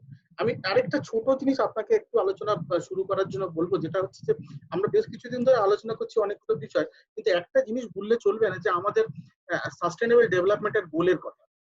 ঠিক আছে, যে আমরা 3টে পিলারের কথা আমরা যেটা বলছিলাম যে ইকোনমিক, সোশ্যাল এবং এনভায়রনমেন্টাল। তো সোশ্যাল পিলার গুলো যদি আমরা দেখি যে এডুকেশন এবং হেলথ মেজর পিলার, তো এই দুটো মেজর পিলারের ক্ষেত্রে দেখি যে আমাদের percentage of expenditure, percentage of GDP expenditure যেটা অনেকটাই কম, এবং সেটা করোনার জন্য কমে গেছে এমন নয়, তার আগে থেকে অনেকটা কম ছিল। তো এই যে করোনার মতো প্যান্ডেমিক বা এপিডেমিক হোয়াটএভার, যেটা যদি আরো পরবর্তীকালে কিছু হয়, তাহলে সেইগুলোকে রুখে দেওয়ার জন্য আমার কত পার্সেন্ট এক্সপেন্ডিচার বলে আমি অনেকটা স্বচ্ছন্দ বোধ করবো, অনেকটা সুবিধা মতো জায়গায় থাকবো, এটা একটা। আর ইকোনমিক ইন্ডিকেটরের যদি পার ক্যাপিটাল জিডিপির কথা ভাবি, পার ক্যাপিটাল জিডিপি হয়তো এখন অনেকটা আপওয়ার্ড রাইজিং, বাট কিছুদিন পরে আমরা যদি মাপি তাহলে দেখা যাবে এটা আপওয়ার্ড রাইজিং আর নেই, অলরেডি আমরা অনেক টাকা ক্ষতি করে ফেলেছি, ক্ষতি হয়ে গেছে আমাদের। তো সেক্ষেত্রে সেই ইন্ডিকেটর চেঞ্জ হয়ে গেছে। আমি যদি ইকোনমিক এনভায়রনমেন্টাল ইন্ডিকেটরের কথা আসি, তাহলে এনভায়রনমেন্টাল ইন্ডিকেটর গুলো বেশ কিছুটা পরিবর্তিত হয়েছে, এবং সেইগুলো তাহলে এই যে জায়গাটা টোটাল সাস্টেনেবল ডেভেলপমেন্টের গোলের কথা যদি ভাবি, তাহলে সেইটা আমরা কতদূর, আমরা 2030 মধ্যে আমাদের রিচ করার কিছু গোল আমরা নিয়েছি, কিছু টার্গেট নিয়েছি, যেটা 169টা টার্গেট এবং 17টা গোলের কথা আমরা বলছি ইভেন। তো সেই গোলগুলো আমরা কতটা লক্ষ্য রাখছি, এবং শুধু তো করোনার জন্য নয়, আমাদের তো একটা আমরা নিজেরাও ঠিক করেছিলাম যে এই গোলগুলোকে রিচ করতে গেলে আমার কি কি ইন্ডিকেটর দরকার এবং আমার কি কি আয়োজন দরকার, এই ইন্ডিকেটর গুলোর জন্য কি কি রিসার্চ দরকার, কি কি আছে সেইগুলোকে মেকআপ করার দরকার। তো সেইগুলো কি আদৌ করতে পারবো বা কতটা করতে পারছি, এবং এগুলোর উপর জোর দিতে গেলে আমাদের কি করা উচিত সেটা নিয়ে যদি একটু আলোচনা করা যায় তাহলে খুব ভালো। অনেক ধন্যবাদ সোমনাথ। এটা একটা মেজর ইস্যু অফকোর্স, যে আমরা আসলে কিভাবে ওপেন আপ করব, লকডাউনটা কিভাবে ইম্পোজ হবে, এই ডিসকোর্সটাই আসলে আমরা শুরু থেকে বারবারই বলেছি যে ডিসকোর্সটাই আসলে সেভাবে সেট করা হয়নি কখনোই, এবং খুব ব্লাইন্ডলি হয়তো আমরা অনেক কিছু ফলো করার চেষ্টা করেছি, ফেল করেছি। থ্যাংক ইউ সোমনাথ সেই পয়েন্টটা তোলার জন্য। আমি একটু আশার কাছে যাচ্ছি। আশা, ভেরি কুইকলি যদি তুমি এই জায়গাতে এই মুহূর্তে কোনো একটা পয়েন্ট কোনো রেজ করতে চাও, বলতে চাও। জি স্যার, ধন্যবাদ স্যার। স্যার ফার্স্টেই আপনি যেটা বলেছিলেন যে আমরা প্রথমে ছিলাম হচ্ছে জীবিকা ভার্সেস জীবন নিয়ে, এখন সেটা চলে আপনি যেটা কোশ্চেন করলেন যে হচ্ছে এখন তাহলে আমরা দেখি যেহেতু খুলে দেওয়া হলো, তাহলে সেক্ষেত্রে লকডাউন ভার্সেস ওপেন আপের কি অবস্থা হচ্ছে। তো ফার্স্টে যদি ওইদিকে যাই স্যার, সেটা আমরা যদি একটু নিউমেরিক্যালি দেখি, সেটা হচ্ছে যে আমরা আক্রান্তের সংখ্যাটা যদি দেখি, সিম্পলি মাহতাব স্যারের সাথে আমি এগ্রি করছি যে হচ্ছে স্যার যেটা প্রজেকশন দেখিয়েছেন। তো আমরা যদি দেখি যে মার্চ 8 থেকে মে 18 পর্যন্ত 23,870 ছিল, এবং লাস্ট 2 উইকসে সেটা হয়েছে 28,575। সো আমরা দেখতে পাচ্ছি যে এটা কত দ্রুত বাড়ছে। স্যার যেটা প্রজেকশন দেখিয়েছেন সেটা হওয়ার পসিবিলিটি নিশ্চিত। সো এই ক্ষেত্রে আরেকটা জিনিস হচ্ছে যে লকডাউন খুলে দেওয়ার ক্ষেত্রে ওপেন আপ যে হচ্ছে, আমরা যেটা প্রথম থেকেই সানেম থেকে বলা হচ্ছে, অন্যান্য অর্গানাইজেশন থেকে বলা হয়েছে যে একটা প্ল্যান্ড ওয়েতে খোলা, তো সেটা যেহেতু হয়নি, তো সেটার ফলাফলটা কি দাঁড়াচ্ছে, আমরা কি সাধারণ জনগণকে দোষ দিতে পারি কিনা। সেক্ষেত্রে যদি একটু দেখি যে হচ্ছে তারা হচ্ছে প্রথমে খুলে দিল, তারপরে হচ্ছে তারা ট্রেনে ব্যবস্থা নিল, তারপরে হচ্ছে লঞ্চ গুলো খুলে দিল সব জায়গায়। তারা প্রথমে বলছিল যে আরএমজি সেক্টরে প্রায় 4 মিলিয়ন ছিল, তো তাদেরকে বাঁচানোর জন্য প্রথমে আরএমজি সেক্টর খোলা হলো। তারপরে বলা হচ্ছে যে এখন ট্রান্সপোর্ট সেক্টর নিয়ে বলা হচ্ছে যে ওখানে 5 মিলিয়ন ওয়ার্কার্স আছে, তো তাদেরকে বাঁচানোর জন্য এখন আমরা এটা খুলে দিলাম। এখন তাহলে আমি দেখি যে ট্রান্সপোর্ট সেক্টরে যারা আছে তারা কি তাহলে খুব বেশি সুবিধা পাচ্ছে এটার ফলে। আমরা একদিকে চেষ্টা করছি যে তাদেরকে বাঁচাবো, আরেকদিকে সাধারণ জনগণকে বলছি যে আপনারা সব নিয়ম কানুন মেনে ঘরে থাকুন। আসলে কি সেটা আদৌ পসিবল? একটা মানুষকে যদি বলা হয় তোমার অফিস খোলা হয়েছে, সো সেই মানুষটাকে নিজে থেকে বলবে যে ঠিক আছে আমি আমার স্বাস্থ্য সচেতন, আমি আমার পরিবারের সবার কথা চিন্তা করে আমি ঘরে বসে থাকি, সে অবশ্যই অফিস যাবে। একটা কথা বলেছে 25% এমপ্লয়ি যাবে, সো 25% এমপ্লয়ি কেন যাবে, বাকিরা কেন যাবে না? তাদের কি রিজন, ইনসেন্টিভ রয়েছে? তারা ঘরে থেকেও ঠিক মতো আমার কোনো সাহায্য পাচ্ছে না, সো সেক্ষেত্রে কেন সে নিশ্চিন্তে ঘরে বসে থাকবে? সে এখন বলা হচ্ছে যে অফিসে সবাইকে আসতে বলা হচ্ছে না, তারপরেও সবাই অফিসে কেন আসছে? একটা মানুষকে যদি চয়েস দেওয়া হয় সে অবশ্যই যাবে। এটা হিউম্যান সাইকোলজি যদি আমরা খেয়াল করি, অনেক ফ্যামিলি রয়েছে যেখানে একমাত্র আর্নিং মেম্বার থাকে একটা ফ্যামিলিতে, সেক্ষেত্রে অবশ্যই সে চেষ্টা করবে যে তার জবে জয়েন করা, যেহেতু একটা আনসার্টেনিটি ক্রিয়েট হয়েছে জব সেক্টরে। সো এটা গেল স্যার ওপেন আপের ক্ষেত্রে যেটা ফলাফল দেখতে পাচ্ছি। আবার অনেক ক্ষেত্রে লঞ্চে যেখানে যেটা দেখলাম সেটা বলছে যে অথরিটি বলেছে যে সোশ্যাল ডিস্টেন্স মেনটেন করে তারা হচ্ছে চিহ্নিত করে দিয়েছে কোথায় কোথায় মানুষ বলবে, কিন্তু সাধারণ জনগণকে যখন জিজ্ঞেস করা হলো যে আপনারা মানছেন না কেন, তখন সেটা বললো যে তারা যেটা বললো সেটা হচ্ছে যে আমাদেরকে যে দূরত্বটা দিয়েছে সেটা আসলে খুব কম দূরত্বে, সো আমাদের কিছু করার নেই, আমরা হচ্ছে সেই জায়গা মতোই বসেছি। সো এখানে দেখা যাচ্ছে যে তাদের প্রপার প্ল্যান ছিল না। সো এই ক্ষেত্রে তার মানে কি হচ্ছে, আমরা এক্সপেক্ট করবো যে মানুষ সব মানছে, অথচ ইমপ্লিমেন্টেশনের যে প্রসেসটা সেটাই ঠিক নেই। সো এটা গেল স্যার। আরেকটা জিনিস যেটা তানজিম আর অনেকেই বলেছেন সেটা হচ্ছে যে এই যে আমরা এখন রেড জোন ইয়েলো জোনের কথা ভাবছি, সো আমার মনে হয় যে আপনি প্রথমেই বলেছেন যে এটা আগে করা উচিত ছিল। অবভিয়াসলি বিদেশি আমি বলেছেন অ্যাটলিস্ট 15 days অর 1 month আগে করা উচিত ছিল, সেক্ষেত্রে এটা করা হয়নি। তাও এখন যদি আমি বলি যে ঢাকা সিটিকে কেন্দ্র করে দেখা যাচ্ছে 50.76% কনফার্ম কেসেস হচ্ছে শুধুমাত্র ঢাকা সিটিতে। সো সেক্ষেত্রে যদি আমরা এই মেজারটা এখনো নেই, আমার মনে হয় যে এখনো কিছুটা প্রয়োগ করা যতটা সহজ হবে, কিছুদিন পর গেলে সেটা আমাদের জন্য আরো বেশি কঠিন হবে। এটা মনে হয় খুবই সিম্পল একটা ইকুয়েশন যদি আমরা দেখি। স্যার আরেকটা কোয়েশ্চেন ছিল, আপনি আমরা থার্ডে যেটা আমি আসবো সেটা হচ্ছে বাজেট। আর একজন কোয়েশ্চেন করেছিলেন যে খাদ্য নিয়ন্ত্রণের জন্য সামাজিক সুরক্ষার আয়তে আনা যায় কিনা। সেটা সবাই বলছে যে কিভাবে সোশ্যাল প্রোটেকশনটা প্রয়োগ করা যায়। তবে একটা জিনিস বলবো যে এখন আমরা যাদেরকে গরিব বলছি, আমরা কি তাদেরকে আগে যারা গরিব ছিলেন এখন কি তারাই গরিব রয়েছেন? শুধু তো তাই না, আমাদের এই গরিবের সংজ্ঞাটাও বদলে গেছে। তো সেই ক্ষেত্রে এক্সপেক্ট করা হবে যে বাজেটে অবশ্যই সোশ্যাল প্রোটেকশনকে প্রায়োরিটি দেওয়া হবে এবং যারা নতুন গরিব হয়েছে তাদেরকে তাদের কথা চিন্তা করে বাজেটে সেই বিষয়টা আনা হবে। Thank you sir. অনেক ধন্যবাদ আশা, ইম্পর্টেন্ট পয়েন্টস গুলো বলেছো। আমরা একটু আগাই। আমি দেখেছি যে সিথি আহমেদ হ্যান্ড রেজ করেছিল, আমি সিথির কাছে যাব যদি সিথি কথা বলতে চায়। তার আগে আমি একটু ফ্লোর দিচ্ছি doctor Mohammad Nahid Hasan, associate professor, Bangladesh agriculture university.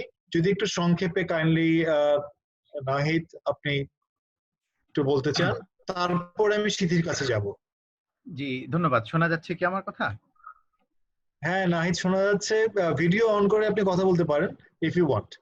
না এভাবেই বলি। আচ্ছা, সবাইকে শুভেচ্ছা জানাচ্ছি।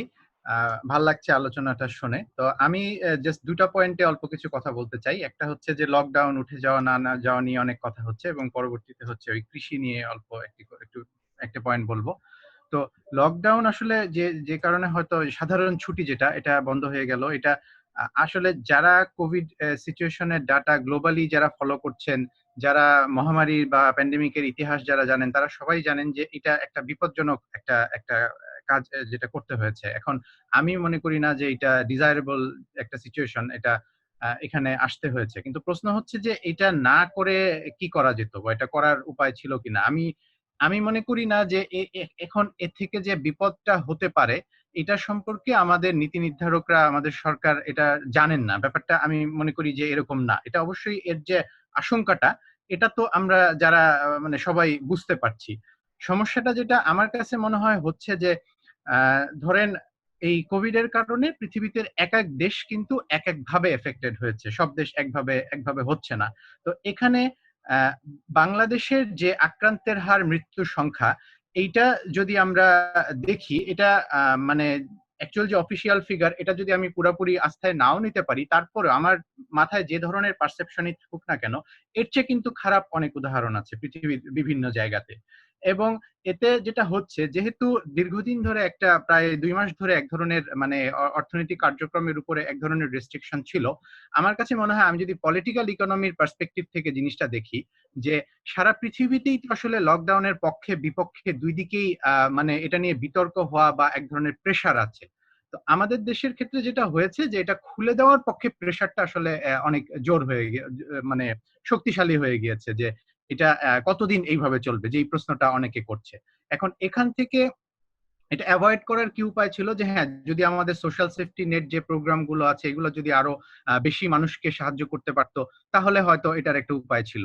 কিন্তু সেটা কেন করতে পারে না, এটা তো আসলে শুধুমাত্র এখনের বিষয় না, এটা তো সব সময়ের জন্য একটা একটা একটা একটা প্রবলেম এই সেক্টরটাতে থেকেই যাচ্ছে। যেই কারণে হয়তো চায়না থেকে এফডিআই সরে গেলেই সেটা নট নেসেসারিলি যে বাংলাদেশে চলে আসবে। একইভাবে আমাদের সোশ্যাল সেফটি নেটের যে সমস্যাগুলো আছে সেগুলো যে হঠাৎ করে সমাধান হয়ে যাবে এবং মানুষকে সাহায্য করা যাবে, ব্যাপারটা এমন না। তো আমি মনে করি যে পরিবর্তনটা এখন হলো সেটা যে একেবারে স্থায়ী, ব্যাপারটা আসলে এইভাবে নাও হতে পারে। যে প্রেশারটা একদিকে চলে গিয়েছে সেটা হয়তো আবার এখন থেকে 1 সপ্তাহ বা 2 সপ্তাহ পরে যে আবার অন্যদিকে যাবে না, সেটা কিন্তু আসলে বলা যাবে না। সো দেখা যাক যে পরিস্থিতি আসলে কোন দিকে যাচ্ছে। আর দ্বিতীয় যে পয়েন্টটা আমি কৃষির ব্যাপারে বা গ্রামীণ অর্থনীতির ব্যাপারে আমি একটু বলতে চাই, সেটা হচ্ছে যে বর্তমান পরিস্থিতিতে আমার মনে হয় যেটা হয়েছে, যে যেটা দীর্ঘকালের ট্রেন্ড, যে কৃষি থেকে লেবার সরে আসা, গ্রাম থেকে মানুষ মাইগ্রেট করে চলে আসা, এখন কিন্তু কিছুটা হলেও সিচুয়েশনটা উল্টা দিকে চলে গিয়েছে। যে লকডাউনের কারণে ব্যবসা বাণিজ্য গুলো বন্ধ হয়ে যাওয়ার কারণে অনেক মানুষ গ্রামে ফিরে গিয়েছে।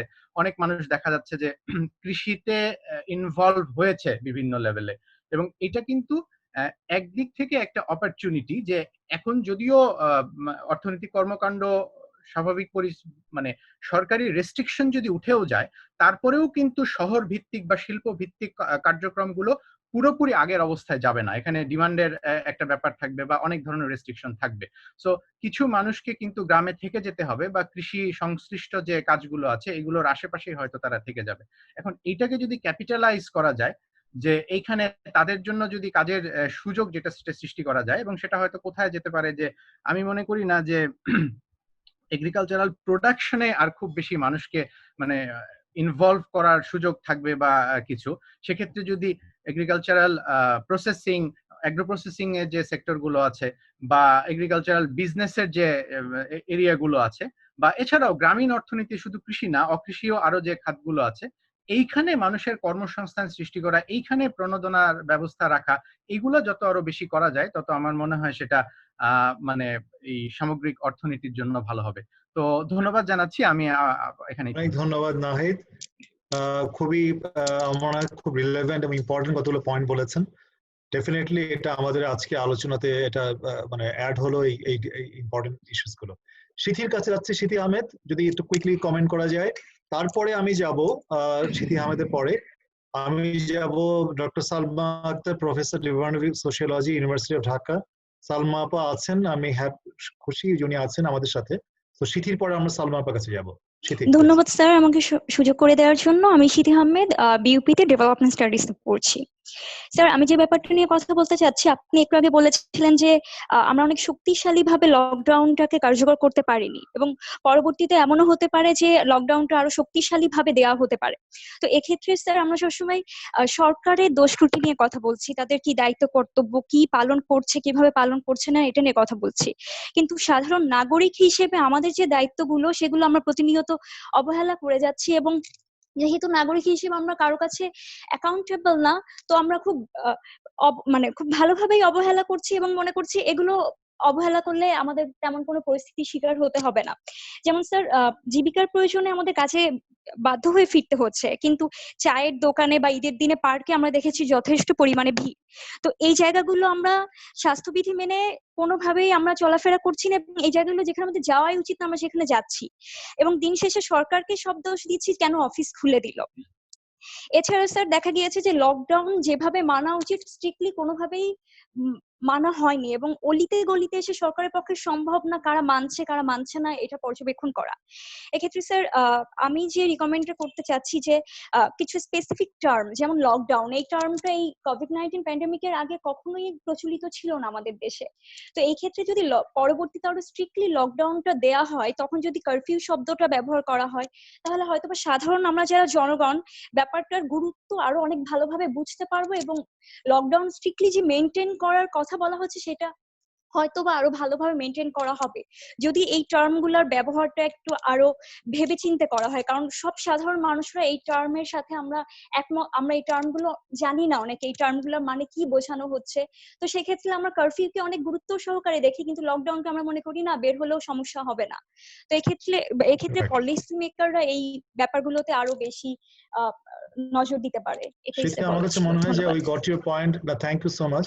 আসলে লকডাউনও বলা হয়নি, এটা পাবলিক হলিডে বলা হয়েছে, এবং এখনো আমরা দেখছি যে হলিডে শেষ হলো। সুতরাং this is a completely wrong message. এবং আই এগ্রি উইথ ইউ, বাংলাদেশে আমরা কিন্তু তিনটা জিনিস খুব ভালো মতো জানি এবং এটা গুরুত্বটা বুঝি। তিনটা টার্ম, একটা হচ্ছে কারফিউ, আরেকটা হচ্ছে 144 ধারা, আরেকটা হচ্ছে 10 নম্বর মহাবিপদ সংকেত। এবং এগুলো কিন্তু অর্থ আর ব্যাখ্যা করে বলতে হয় না যেগুলো মানেটা কি। সো আমার কাছে মনে হয় যে এই যে মেসেজটা দেওয়া, রাইট কাইন্ড অফ মেসেজ দেওয়া, শুধু জনগণের অসচেতনতাকে দায়ী করলে হবে না। জনগণের ব্যবহার গ্লোবালি কিন্তু মোটামুটি এক ধরনের একটা ইউনিফর্ম প্যাটার্ন পাওয়া যায়। এখন দেখা যাচ্ছে নিউ ইয়র্কের রাস্তায় লুটপাট কিন্তু হচ্ছে অনেক দোকানে। এত সভ্য দেশ, এত উন্নত দেশ, কিন্তু তারপরে ওখানে এগুলো হচ্ছে। সুতরাং আমার কাছে মনে হয় যে ডিপেন্ড করছে কিভাবে আমরা জনগণের কাছে মেসেজটা পৌঁছে দিচ্ছি, এবং আমরা সেই যে নিয়মটা করছি সেটা আসলে কার্যকর করতে পারছি কিনা। অনেক ধন্যবাদ সিথি পয়েন্টে তোলার জন্য। আমরা কি ডক্টর সালমা, উনি কি আছেন? আপা যদি থেকে থাকেন, জি আপা, কাইন্ডলি যদি একটু আমাদের সাথে জয়েন করেন এবং যদি আপনার ভিউজটা একটু শেয়ার করেন কাইন্ডলি। আমার মনে হয় যে অনেকগুলো ইস্যু আমাদের ডিসকাশনে চলে এসছে। আমি যে জায়গাটা একটু মনে করি যে আমাদেরকে চিন্তা করতে হবে, সেটা একটা হচ্ছে অবভিয়াসলি সাস্টেইনেবল ডেভেলপমেন্ট গোলস গুলো আমাদের সামনে আছে, কিভাবে আমরা সেটাকে অ্যাড্রেস করব, এবং একই সাথে ইকুইটেবল ডেভেলপমেন্টের ইস্যুটা আমাদেরকে নিয়ে আসতে হবে। তো সেখানে জেন্ডার, ইউথ, ক্লাস, এই ইস্যুগুলো তো আমাদের আসবে। আরেকটা ইস্যু আমার কাছে মনে হয়, যদি লং টার্ম ইকোনমিক ডেভেলপমেন্টের কথা আমরা চিন্তা করি, একটা বড় অ্যাপ্রোচ বাংলাদেশ ছিল যেটা হচ্ছে ইকোনমিক জোন। 100টা ইকোনমিক জোন বাংলাদেশ করছিল। আমি বেজার ইকোনমিক জোনের সোশ্যাল এক্সপার্ট কমিটি হেড ছিলাম। তো ওইটার কিন্তু বাংলাদেশে একটা বিশাল ইনভলভমেন্টের একটা অ্যাপ্রোচ ছিল, ইউথ এমপ্লয়মেন্ট এবং হচ্ছে টেক্সটাইল এন্ড গার্মেন্টস, আমাদের এক্সিস্টিং যে এক্সপোর্ট অ্যাপ্রোচ আছে। তা আমার মনে হচ্ছে যে সেটা কিন্তু এখন অনেক বেশি একটা ভালনারেবিলিটির মধ্যে চলে গেছে ওয়ার্ল্ড অর্ডারের কারণে। আমাদেরকে আবার এটাকে রিসেট করতে হবে আমাদের গোলসটাকে। আরেকটা ইস্যু আমার কাছে মনে হচ্ছিল যে রেমিটেন্স, এটা অনেকেই ডিসকাস করেছে, আমি সেখানে যেতে চাই না। একজন পার্টিসিপেন্ট বলছিলেন যে আসলে এখন রুরাল আরবান মাইগ্রেশনটা আমরা আসলে রিভার্স চিন্তা করবো কিনা, যে আমরা agriculture based agro processing and পোল্ট্রিতে যাবো কিনা। আমার কাছে মনে হচ্ছে এটা আসলে অনেক বড় একটা ডিজায়ারেবল অ্যাপ্রোচ হবে আমাদের জন্য, because internal and international market দুটোকে আমরা অ্যাপ্রোচ করতে পারছি। আরেকটা ইস্যু আমার কাছে মনে হচ্ছিল যে এই মুহূর্তে মেবি সেটাই খুব সুটেবল, বিকজ এটা খুব একটা ইনস্ট্যান্টলি ইনিশিয়াল অ্যাপ্রোচের জন্য দরকার ছিল যে আমরা একটু ওয়েলফেয়ার অ্যাপ্রোচে যাচ্ছি, সেফটি নেট বাড়ানো এন্ড খুব এক্সিস্টিং লেভেলে কিভাবে কম্পেনসেট করা যায়। বাট অবভিয়াসলি লং রানে আমাদেরকে ওয়েলফেয়ার থেকে ডেভেলপমেন্টের অন্য অ্যাপ্রোচ গুলোতে যেতে হবে। তো আমার মনে হয় যে দুই একটা জিনিস খুব ইম্পর্টেন্ট। একটা হচ্ছে অবভিয়াসলি রিজিওনাল অ্যাপ্রোচ গুলোকে দেখা, বাংলাদেশের মতো সিমিলার কাইন্ড অফ কান্ট্রি গুলো কিভাবে অ্যাপ্রোচ করছে। আরেকটা হচ্ছে রিজিওনাল কোঅপারেশনের দিকে আমাদেরকে তাকাতে হবে, যে আমরা মেবি মানে internal and external market and social approach গুলো একসাথে করে। এবং সেক্ষেত্রে আমার মনে হয় এখনো যেটা আমি মিসিং দেখতে পাচ্ছি সেটা হচ্ছে মাল্টিডিসিপ্লিনারি অ্যাপ্রোচ এন্ড মাল্টিডিসিপ্লিনারি টিমের সেই লং টার্ম ইনভলভমেন্ট, প্ল্যানিং এবং স্ট্র্যাটেজিক প্ল্যানিং এবং সেটার ইমপ্লিমেন্টেশনের ক্ষেত্রে আমরা এখনো যাইনি। আমি অনেকের সাথে একমত যে আমার মনে হচ্ছিল যে আসলে কমিউনিকেশন স্ট্র্যাটেজিতে আমরা খুব প্রোপিউবল করতে পারি নাই অন টাইম। মেবি আমরা যে ল্যাঙ্গুয়েজটা ব্যবহার করেছি, যে কমিউনিকেশন অ্যাপ্রোচ গুলো নিয়েছে, স্ট্র্যাটেজি গুলো নিয়েছে, সেটা অনেকে আসলে রিচ করতে পারেনি। একটা ইস্যু হচ্ছে যে লকডাউন আমরা তুলে দিব কিনা। প্রথমে তাহলে অ্যাসেসমেন্ট করা দরকার যে সেক্টর গুলোর কথা আমরা বলছি, যে semi skilled or unskilled labour force যেখানে কাজ করছে, সেই সেক্টর গুলো আসলে কতটা বেনিফিটেড হবে লকডাউনটা তুলে দিলে। বিকজ অনেকগুলো সেক্টর কিন্তু already at home online based অ্যাক্টিভিটিসে চলে গেছে। মেবি এডুকেশনের কথা আমরা আগের একটা ডিসকাশনে সেদিন দেখেছি কিভাবে সেটা করা যায়। তো সেদিক থেকে সে ধরনের কোনো অ্যাসেসমেন্ট আছে কিনা সেটা একটা বড় কথা। খুলে দেওয়ার ফলে আসলে কতটা বেনিফিট তারা নিতে পারছে, তাদের ক্রাইসিস গুলো ইকোনমিক এন্ড সোশ্যাল যাচ্ছে কিনা, সেই জায়গাটাতে আমার মনে হয় যে একটা অ্যাসেসমেন্টের দরকার আছে। আরেকটা জায়গা আমার কাছে মনে হচ্ছে যেটা বাংলাদেশের জন্য একটা বেশ স্ট্রং পয়েন্ট ছিল, সোশ্যাল ক্যাপিটাল। আসলে এই মুহূর্তে সোশ্যাল ক্যাপিটাল ইস্যুটাকে আমরা কিভাবে কাজে লাগাতে পারছি, লং রানে কিভাবে করতে পারবো। আরেকটি ইস্যু আমার কাছে মনে হয় যে আমরা ডিসপ্যারিটি কমানোর চেষ্টা করছিলাম, ডিসপ্যারিটি প্রচুর বাড়বে অবভিয়াসলি, এটাকে কিভাবে অ্যাপ্রোচ করা যায়। এবং কিছুদিন আগে একটা ডিসকাশনে আমি উইমেন এবং ব্র্যাকেট জেন্ডার র্যাপিড অ্যাসেসমেন্টে দেখেছি যে উইমেনরা অলরেডি কিন্তু হিউজলি ভালনারেবল, তারা প্রচুর ক্রাইসিস ফেস করছে এই মুহূর্তে। তো সেটা কিন্তু হেলথ, এডুকেশন, এমপ্লয়মেন্ট, ওয়াটসন সবকিছুর মধ্যে ইম্প্যাক্ট ফেলবে। সেক্ষেত্রে একটা জায়গা আমাদের ডিসকাশনে খুব একটা বোধহয় আসেনি, এনজিওস বাংলাদেশে যেহেতু খুব বড় একটা রোলে তারা আছেন, সেই কোঅর্ডিনেশনটা কিভাবে হবে গভর্নমেন্টের সাথে, এন্ড অবভিয়াসলি ডেভেলপমেন্ট পার্টনাররা এই মুহূর্তে আসলে তাদের অ্যাপ্রোচ কিভাবে শিফট করবেন সেটার সাথে আমরা নিজেদেরকে এখনো পর্যন্ত ইন লাইনে আছে কিনা এবং নিজেদেরকে ইনক্লুড করতে পেরেছি কিনা। দুটো ইস্যু এসেছিল, গভর্নেন্স এন্ড কোঅর্ডিনেশন। আমার মনে হয় যে আসলে এই দুটো জায়গা খুব important, because with limited resources, huge challenges, আমাদের জন্য এই জায়গাটাতে অনেক বেশি গুরুত্ব হবে। আমার মনে হয় ফাইন যে বেশিরভাগ ডিসকাশন আমরা যা জানতে পেরেছি, I completely agree with that. Thank you. Thank you very much আপা। আমার মনে হয় যে ভেরি নাইসলি আপনি যে পয়েন্টগুলো বলেছেন, আপনার সাথে দ্বিমত করার কিছুই নেই, বরং একটা জায়গায় আমি বরং আরো বেশি করে জোর দিয়ে বলবো যে আপনি যেটা মাল্টিডিসিপ্লিনারি অ্যাপ্রোচের কথা বলেছেন, এটা খুবই ইম্পর্টেন্ট। এরকম একটা ক্রাইসিস টাইমে ইউনিডিরেকশনাল কোনো অথবা ওই ধরনের একটা খুব মনোলিথিক অ্যাপ্রোচ নিয়ে কোনো লাভ নেই। You have to have a multidisciplinary এবং ওই ধরনের মাল্টিপ্রন অ্যাপ্রোচ। এবং আমি আপনার সাথে পুরো একমত যে এই বিষয়গুলো নিয়ে আগানো দরকার আছে। অনেক ধন্যবাদ। আমি একটু যাচ্ছি ইশরাতের কাছে। ইশরাতের পরে আমি যাব জাহিন মাইশা, যে বিউপি স্টুডেন্ট। প্রথমে ইশরাত সানেমের পক্ষ থেকে। ইশরাত, যদি তুমি কোন একটা স্পেসিফিক পয়েন্টে একটু বলতে পারো। ইশরাত, একটু আনমিউট করতে হবে।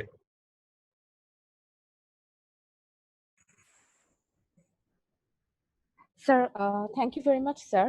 স্যার আমি ফার্স্টে একটু যেই টপিকটাতে একটু টাচ করতে চাচ্ছিলাম, যে হার্ড ইমিউনিটি নিয়ে ইতিমধ্যে যে আলোচনাটা এসেছে, সেই আলোচনাটায় মাহতাব ভাই কিছু নাম্বারস আমাদেরকে দেখিয়েছেন, এবং আলটিমেটলি আমরা দেখতে পাচ্ছি যে বাংলাদেশের লেটেস্ট আজকের নাম্বারটা যদি আমরা দেখি, যে বাংলাদেশ নিউ কেসেস এর দিক থেকে অনেক এগিয়ে গেছে লিস্টটাতে, যেটা অবশ্যই আমাদের কাম্য না।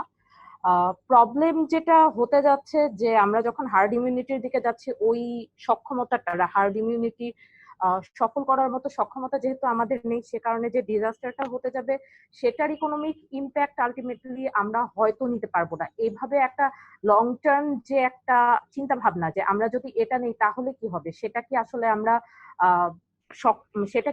আমরা কস্ট বেনিফিটের দিক থেকেও যদি বলি যে সেটা আমাদের জন্য আসলে কম কস্ট নিয়ে আসবে কিনা, আমার মনে হয় ওই আলোচনাটাও যদি আমাদের নীতি নির্ধারকরা আসেন তাহলে তারা দেখতে পাবেন যে সেদিক থেকেও আসলে কোনোভাবেই সোশ্যাল এবং ইকোনমিক কস্টের দিক থেকে আগামী 1-2 বছর ধরে আমরা আসলে হার্ড ইমিউনিটি বা এরকম ভাবে অপরিকল্পিত ভাবে লকডাউন খুলে দেওয়ার মাধ্যমে আসলে ভালো কিছুতে আনতে পারবো না। আর স্যার আরেকটা বিষয় হচ্ছে গিয়ে আমরা যে কথাটা বারবার বলছিলাম বা যে জায়গায় একটু কনফিউশন তৈরি হচ্ছে আমরা আসলে ঠিক লকডাউনটা খুব লম্বা সময়ের জন্য রাখা এরকম কোনো কিছু আমরা বলিনি। আমরা সানেম অথবা অন্যান্য যে প্রতিষ্ঠানগুলো সরকারি নীতি নির্ধারক পর্যায়ে পলিসির ব্যাপারে একটু সহযোগিতা করার চেষ্টা করেছে। সবাই বলার চেষ্টা করেছে যে 2 মাস, 2.5 মাস, 3 মাস যে সময়টাই আমরা লকডাউনে থাকি সেখান থেকে আমাদের বের হতে হবে পর্যায়ক্রমে সিস্টেমেটিক ভাবে, এবং সেই লকডাউনটা যেন একটা সত্যিকারের লকডাউন হয়। সেটা বাংলাদেশের ভাষায় যদি কারফিউও হয়, স্টিল একটা এমন একটা কিছু যেটা কিনা আমাদের যে রেজাল্টটা আমরা চাচ্ছি সেই রেজাল্টটা নিয়ে আসতে পারে। সেই জায়গাটুকুতে মনে হয় যে আমাদের লকডাউনটা যদি 15 দিন বা 1 মাস আমরা সত্যিকারের একটা লকডাউন করতে পারি, সেটা এখনো আমাদের জন্য অনেক গুণ বেশি সুফল বইয়ে নিয়ে আসবে। স্যার এর পরবর্তীতে ইকোনমিক যে আলোচনাগুলো হয়েছিল সেখানে স্যার লেবার মার্কেট নিয়ে বেশ কিছু কথাবার্তা হয়েছে। সেখানে আমাদের লেবার মার্কেটের উপরে যে প্রভাবগুলো পড়তে যাচ্ছে এবং মাইগ্রেন্টের উপরে যে প্রভাবগুলো পড়তে যাচ্ছে সেটা নিয়ে আপনি একটু আলোকপাত করেছিলেন। সেই জায়গা থেকে স্যার যেটা মনে হয় যে আমাদের লেবার মার্কেটে মাইগ্রেশনের সময় আমরা সব সময় যেটা করে থাকি যে আমরা আনস্কিলড এবং সেমি স্কিলড ওয়ার্কারদের সাধারণত মাইগ্রেশনের যারা মাইগ্রেন্ট করে তাদের মধ্যে অধিকাংশই দেখা যায় আনস্কিলড এবং সেমি স্কিলড ওয়ার্কার। সুতরাং যদিও বা রেমিটেন্স আমাদের অন্যতম প্রধান পিলার, তারপরে আমরা লং টার্ম একটা স্কিলড ওয়ার্কফোর্স যাদেরকে আমরা মাইগ্রেট করতে পারি বা মাইগ্রেশনের দিকে নিয়ে যেতে পারি, সেই রকম লং টার্ম কোনো পলিসি বা পলিসি ইমপ্লিমেন্টেশন আমরা গত 1 দশকে দেখিনি, যেটি এই মুহূর্তে খুবই ক্রুশাল। কারণ সামনের জব মার্কেট সেটা পুরো ওয়ার্ল্ড জব মার্কেটই বাংলাদেশের জন্য যেটি হতে যাচ্ছে খুবই ভালনারেবল হতে যাচ্ছে। সো স্যার আমি এতটুকু বলে থামছি। অনেক ধন্যবাদ ইশরাত, অনেক ধন্যবাদ। জাহিন মাইশা যদি থেকে থাকো, বিএপির স্টুডেন্ট। স্যার আসসালামু আলাইকুম, আমাকে কি শোনা যাচ্ছে? জাহিন, হ্যাঁ শোনা যাচ্ছে। জাহিন একটু যদি সংক্ষেপে তুমি তোমার বক্তব্য তুলে ধরতে পারো। স্যার আমি আসলে আজকে যেটা বলছি, এই সানেমের নেটিজম ফোরামের একদম শুরু থেকে আমাদের যে আলোচনাগুলো হচ্ছে, আমরা যাই দেখছি আশেপাশে সব নেগেটিভ কথাবার্তা আছে। কোভিড এর কারণে এই ক্ষতি হয়ে যাচ্ছে, বাংলাদেশে অর্থনৈতিক ক্ষতি হচ্ছে, কৃষি খাতে ক্ষতি হচ্ছে, সবই আমরা নেগেটিভ ওয়ার্ড শুনতে শুনতে এতটা বাজে অবস্থা হয়ে গিয়েছে যে এখন আর নেগেটিভিটি আসলে নিতে পারছি না। তো কালকে হচ্ছে ওয়ার্ল্ড হেলথ অর্গানাইজেশন তাদের রেগুলার প্রেস ব্রিফিং এ একটা কথা বলেছে, যেটা হচ্ছে গিয়ে করোনা চিকিৎসা এখন অ্যান্টিবায়োটিক ব্যবহার করাটা আশঙ্কাজনক হয়ে গিয়েছে। বাংলাদেশে এতদিন আমরা যেটা দেখেছি, ডাক্তাররা করোনা বলেন আর হচ্ছে নর্মাল যে জ্বর হলেও আমরা অ্যান্টিবায়োটিকের চিকিৎসাটা নিয়েছি, এখন সেটাও আমাদের জন্য যেহেতু আশঙ্কাজনক, কারণ অ্যান্টিমাইক্রোবিয়াল রেজিস্ট্যান্সটা ক্রিয়েট হয়ে যাচ্ছে, যার কারণে আমরা অ্যান্টিবায়োটিক ইউজ করতে পারছি না করোনার চিকিৎসায়। তো এক্ষেত্রে বাংলাদেশের একটা সম্ভাবনা যেটা রয়েছে সেটা হলো গণস্বাস্থ্য কেন্দ্রে ডক্টর জাফরুল্লাহ চৌধুরী এবং ডক্টর বিজন কুমার শীল মিলে একটা কিট আবিষ্কার করেছে, যেটা হলো GRapid.Blot। এর মাধ্যমে স্যার স্যালাইভা দিয়ে টেস্ট করে আমরা 3 থেকে 5 মিনিটের মধ্যে আমরা হচ্ছে করোনা শনাক্তের যে শনাক্তটা আমরা ইজিলি করতে পারছি। তো কোরিয়া যেটা করেছে স্যার, শুরু থেকে হচ্ছে র্যাপিড টেস্টের মাধ্যমে তারা তাদের দেশে এই ভাইরাসটাকে কন্ট্রোলে নিয়ে আসতে পেরেছে। কারণ আমাদের গভর্নমেন্ট যেহেতু একটা আনপ্ল্যান ওয়েতে হঠাৎ করে লকডাউনটা উঠিয়ে দিয়েছে, আমাদের কোনো প্রপার প্ল্যানিং ছিল না কিভাবে আমরা কন্ট্রোল করব। তো সেক্ষেত্রে আমার মনে হয় যে এই কিটটা যদি আমরা ব্যবহার করি এবং এর মাধ্যমে যদি আমাদের দেশে এখনো যদি আমরা র্যাপিড টেস্টের আওতায় নিয়ে আসতে পারি, তাহলে আমার মনে হয় যে যতটুকু ক্ষতি হয়ে গিয়েছে সেটাকেও কন্ট্রোলে নিয়ে আসা সম্ভব।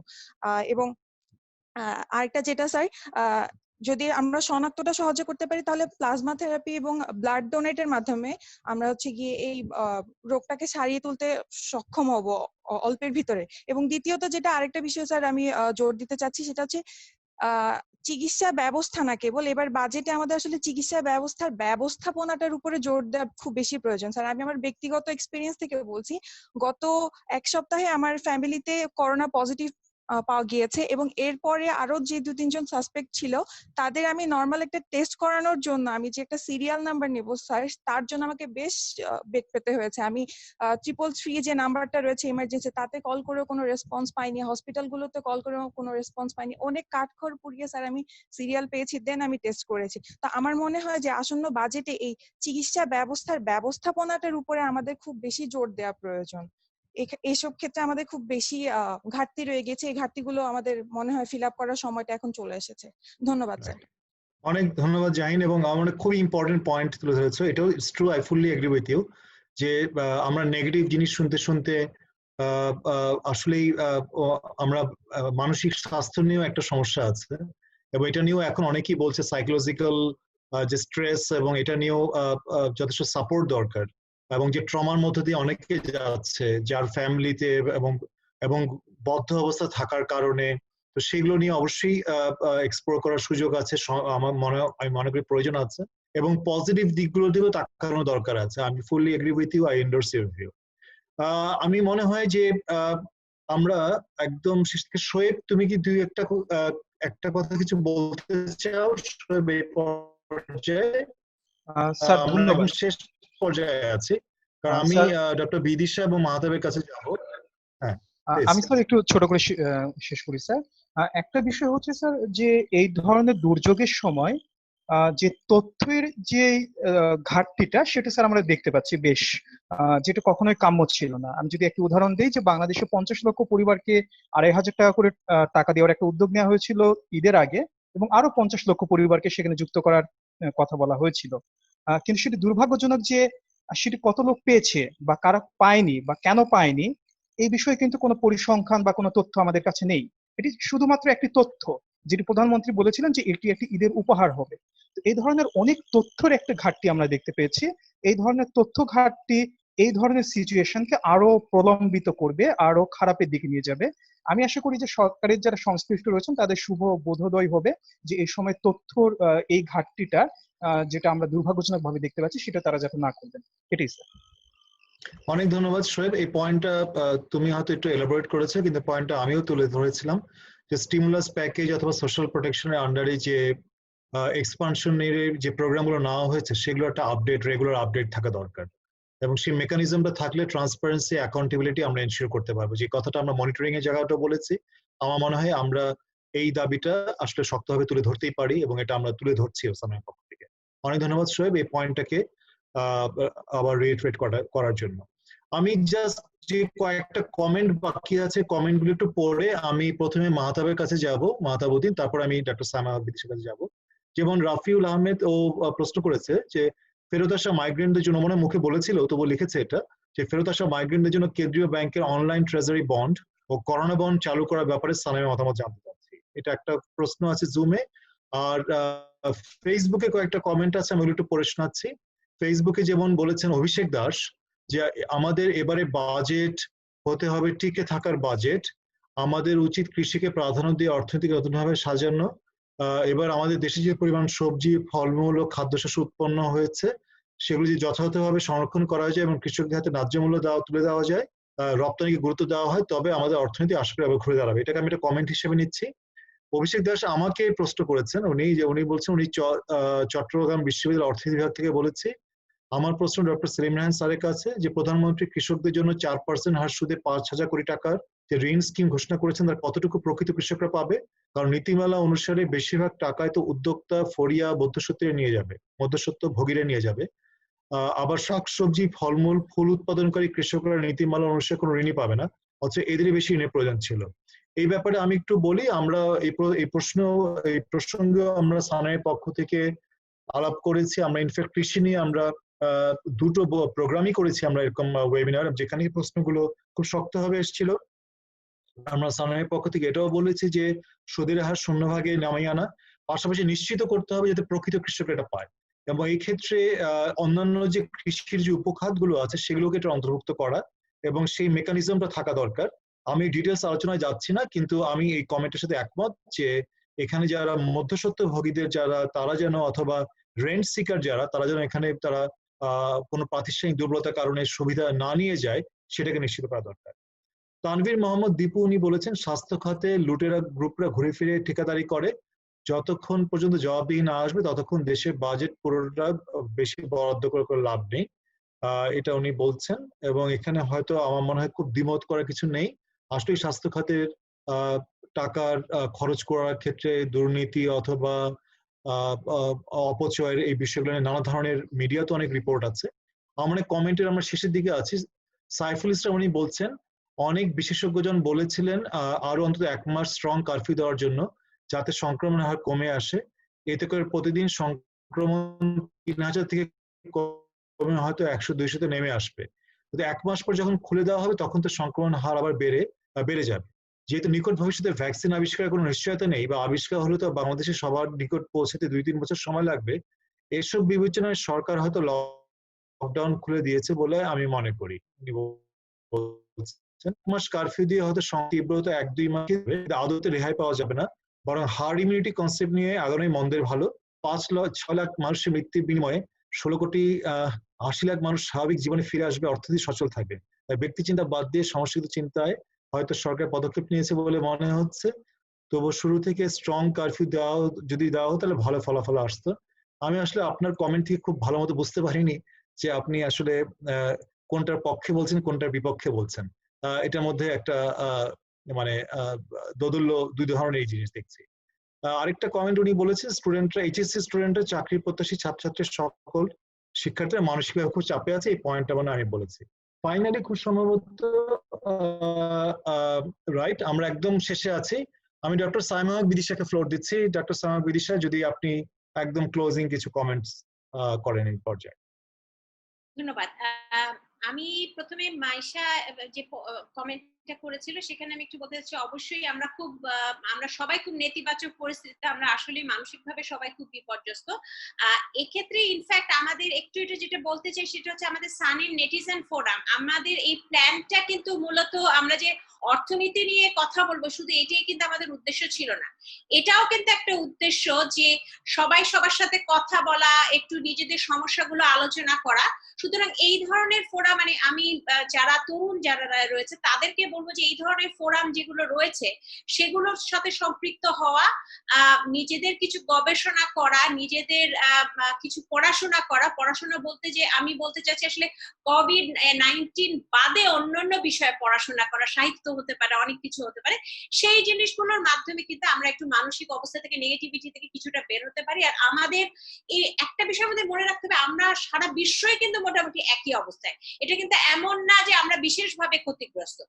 এবং আমাদের কিন্তু বরং একটা ইতিবাচক দিক আছে, আমাদের কিন্তু পারিবারিক এবং সামাজিক বন্ধনটা কিন্তু অনেক স্ট্রং, এবং এর ফলাফল স্বরূপ আমাদের কিন্তু একা হয়ে যাওয়া বা এই ফ্রাস্ট্রেশনের বিষয়টা আমাদের কিছুটা হলেও কিন্তু আমাদের সামাজিক কিছু সাপোর্ট আছে।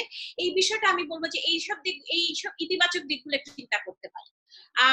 কয়েকটা খুব ছোট্ট পয়েন্ট বলে আমি শেষ করতে চাচ্ছি, সেটা হচ্ছে যে কৃষির যে ঋণের কথাটা বলা হলো 4%, এখানে কিন্তু কয়েকটা বিষয় আছে, কিছু ক্রাইটেরিয়া আছে, এবং ক্রাইটেরিয়ার মধ্যে শস্য কৃষি, শস্যের বাইরের কৃষি, এই ধরনের কৃষি খাতের বিভিন্ন প্রণোদনা আসলে কারা পাবে কারা পাবে না, সবাই কিন্তু এগুলোর ভেতরে ইনকর্পোরেটেডও না। সুতরাং এই জিনিসগুলো কিন্তু আরেকটু চিন্তা করার দরকার আছে। আর শুধুমাত্র প্রণোদনার তো বিষয় না, সাপ্লাই চেইন যদি ঠিকভাবে কাজ না করে তাহলে আসলে প্রণোদনার টাকাও খুব ভালোভাবে ব্যবহার করা যাবে না। আমি লকডাউন ভার্সেস নন ওপেনিং আপের ক্ষেত্রে একটা পয়েন্ট একটু বলতে চাচ্ছি, সেটা হচ্ছে যে আমাদের কিন্তু এখনো সুযোগ আছে। যে বিষয়টা বলা হচ্ছে যে খুব স্ট্রং মেজারমেন্ট, এটা আসলে বলা হচ্ছে যে স্ট্রং মেজারমেন্টের মাধ্যমে আমরা কিছুটা কন্ট্রোল অবস্থায় যদি জিনিসটাকে আনতে পারি তখন হয়তো আমাদের আরো কিছু কিন্তু আমরা ছোট ছোট কিছু পদক্ষেপ নিতে পারি। 9টা 5টা অফিসের বদলে কেউ 9টা 5টা হলো, কারো কারো ক্ষেত্রে 8টা 4টা হলো, খুব ছোট ছোট কিছু পলিসি। একটা তো জোনের ব্যাপার আছে, তারপরে হচ্ছে যে কোন কোন অঞ্চলে আসলে আমরা মানে কোন কোন অফিস আদালত গুলা কোন কোন সময়ের জন্য কারা কারা আসবে, আমরা 5 দিনের জায়গায় 3 দিন অনলাইনে 2 দিন অনলাইনে করতে পারি, 3 দিন আমরা অফলাইনে করতে পারি। এইভাবে ছোট ছোট কিছু বিষয়, সময়ের পরিবর্তন হতে পারে, এই ধরনের ছোট ছোট বিষয়গুলো কিন্তু আমরা যদি চিন্তা করি, এখনো কিন্তু চিন্তা করলে আমার মনে হয় আমরা কিছুটা হলেও আমি একটা জিনিস একটু বলতে চাই যে মানুষের জীবন কিন্তু খুব গুরুত্বপূর্ণ, হ্যাঁ, এবং কিছুটা হলেও কিন্তু আমরা আমাদের কিছুটা জীবন আমরা বাঁচাতে পারবো, এবং সেটার সাথে সাথে লাইভলিহুডটাকে খুব বেশি আমি বলবো যে এখানে ছোট ছোট যে শিল্প কারখানাগুলো আছে, একেবারে মিডিয়াম এবং স্মল স্কেল এন্টারপ্রাইজ যেগুলো আছে, সেগুলোতে কিন্তু স্বাস্থ্যবিধিগুলো মানা সহজ, সেগুলোর ক্ষেত্রে কিন্তু আমরা ফোকাসটা দিতে পারি, তারা হয়তো খুলতে পারে প্রথমে। এই বিষয়গুলো একটু চিন্তা করার দরকার আছে। শেষে আমি একটা কথা একটু বলতে চাচ্ছি, সেটা হচ্ছে আমি সামাজিক নিরাপত্তা কর্মসূচির একটা বিষয়, এই বিষয়গুলো নিয়ে আমরা বারবারই বলছি, কিন্তু একটা বিষয় আমি একটু বলতে চাচ্ছি যে সেটা হচ্ছে সামাজিক নিরাপত্তা কর্মসূচির এখন বড় চ্যালেঞ্জ হচ্ছে নতুন দরিদ্রদের ইনক্লুড করা, এবং এই বিষয় নিয়ে আমরা আগেও বারবার বলেছি যে অনানুষ্ঠানিক খাতে যারা রয়েছে তাদেরকে কিভাবে আমরা নিব, এবং সেক্ষেত্রে বিভিন্ন ধরনের স্ট্র্যাটেজি হতে পারে, বিভিন্ন ধরনের লিস্টিং করার ব্যবস্থা যে হতে পারে। এবং এটার সাথে সাথে আরেকটা যেটা জরুরি সেটা হচ্ছে শহর অঞ্চলে যেসব ভাসমান মানুষ আছে, বস্তিবাসী মানুষ আছে, আমি খুব গুরুত্ব দিতে চাই এই বছরের বাজেটে যেন তাদের জন্য সামাজিক সুরক্ষা খাতে তাদেরকে আনার এবং তাদের জন্য বিশেষ বরাদ্দ থাকে। কারণ আমরা জানি যে আমাদের জাতীয় সামাজিক নিরাপত্তা কর্মসূচি NSSS সেটি ইমপ্লিমেন্টেশন দ্রুত করা এবং শহরের অঞ্চলের বস্তিবাসী ভ্রাম্যমান যারা রয়েছে তাদেরকে সামাজিক সুরক্ষা কর্মসূচির ক্ষেত্রে বিশেষভাবে প্রাধান্য দিয়ে তাদের জন্য বরাদ্দ রাখা, তাদের জন্য গাইডলাইন রাখাটা আমি জরুরি বলে মনে আমার মনে আমি এখানে শেষ করছি। অনেক ধন্যবাদ doctor Bidisha, very nicely summarized একদম শেষের দিকে।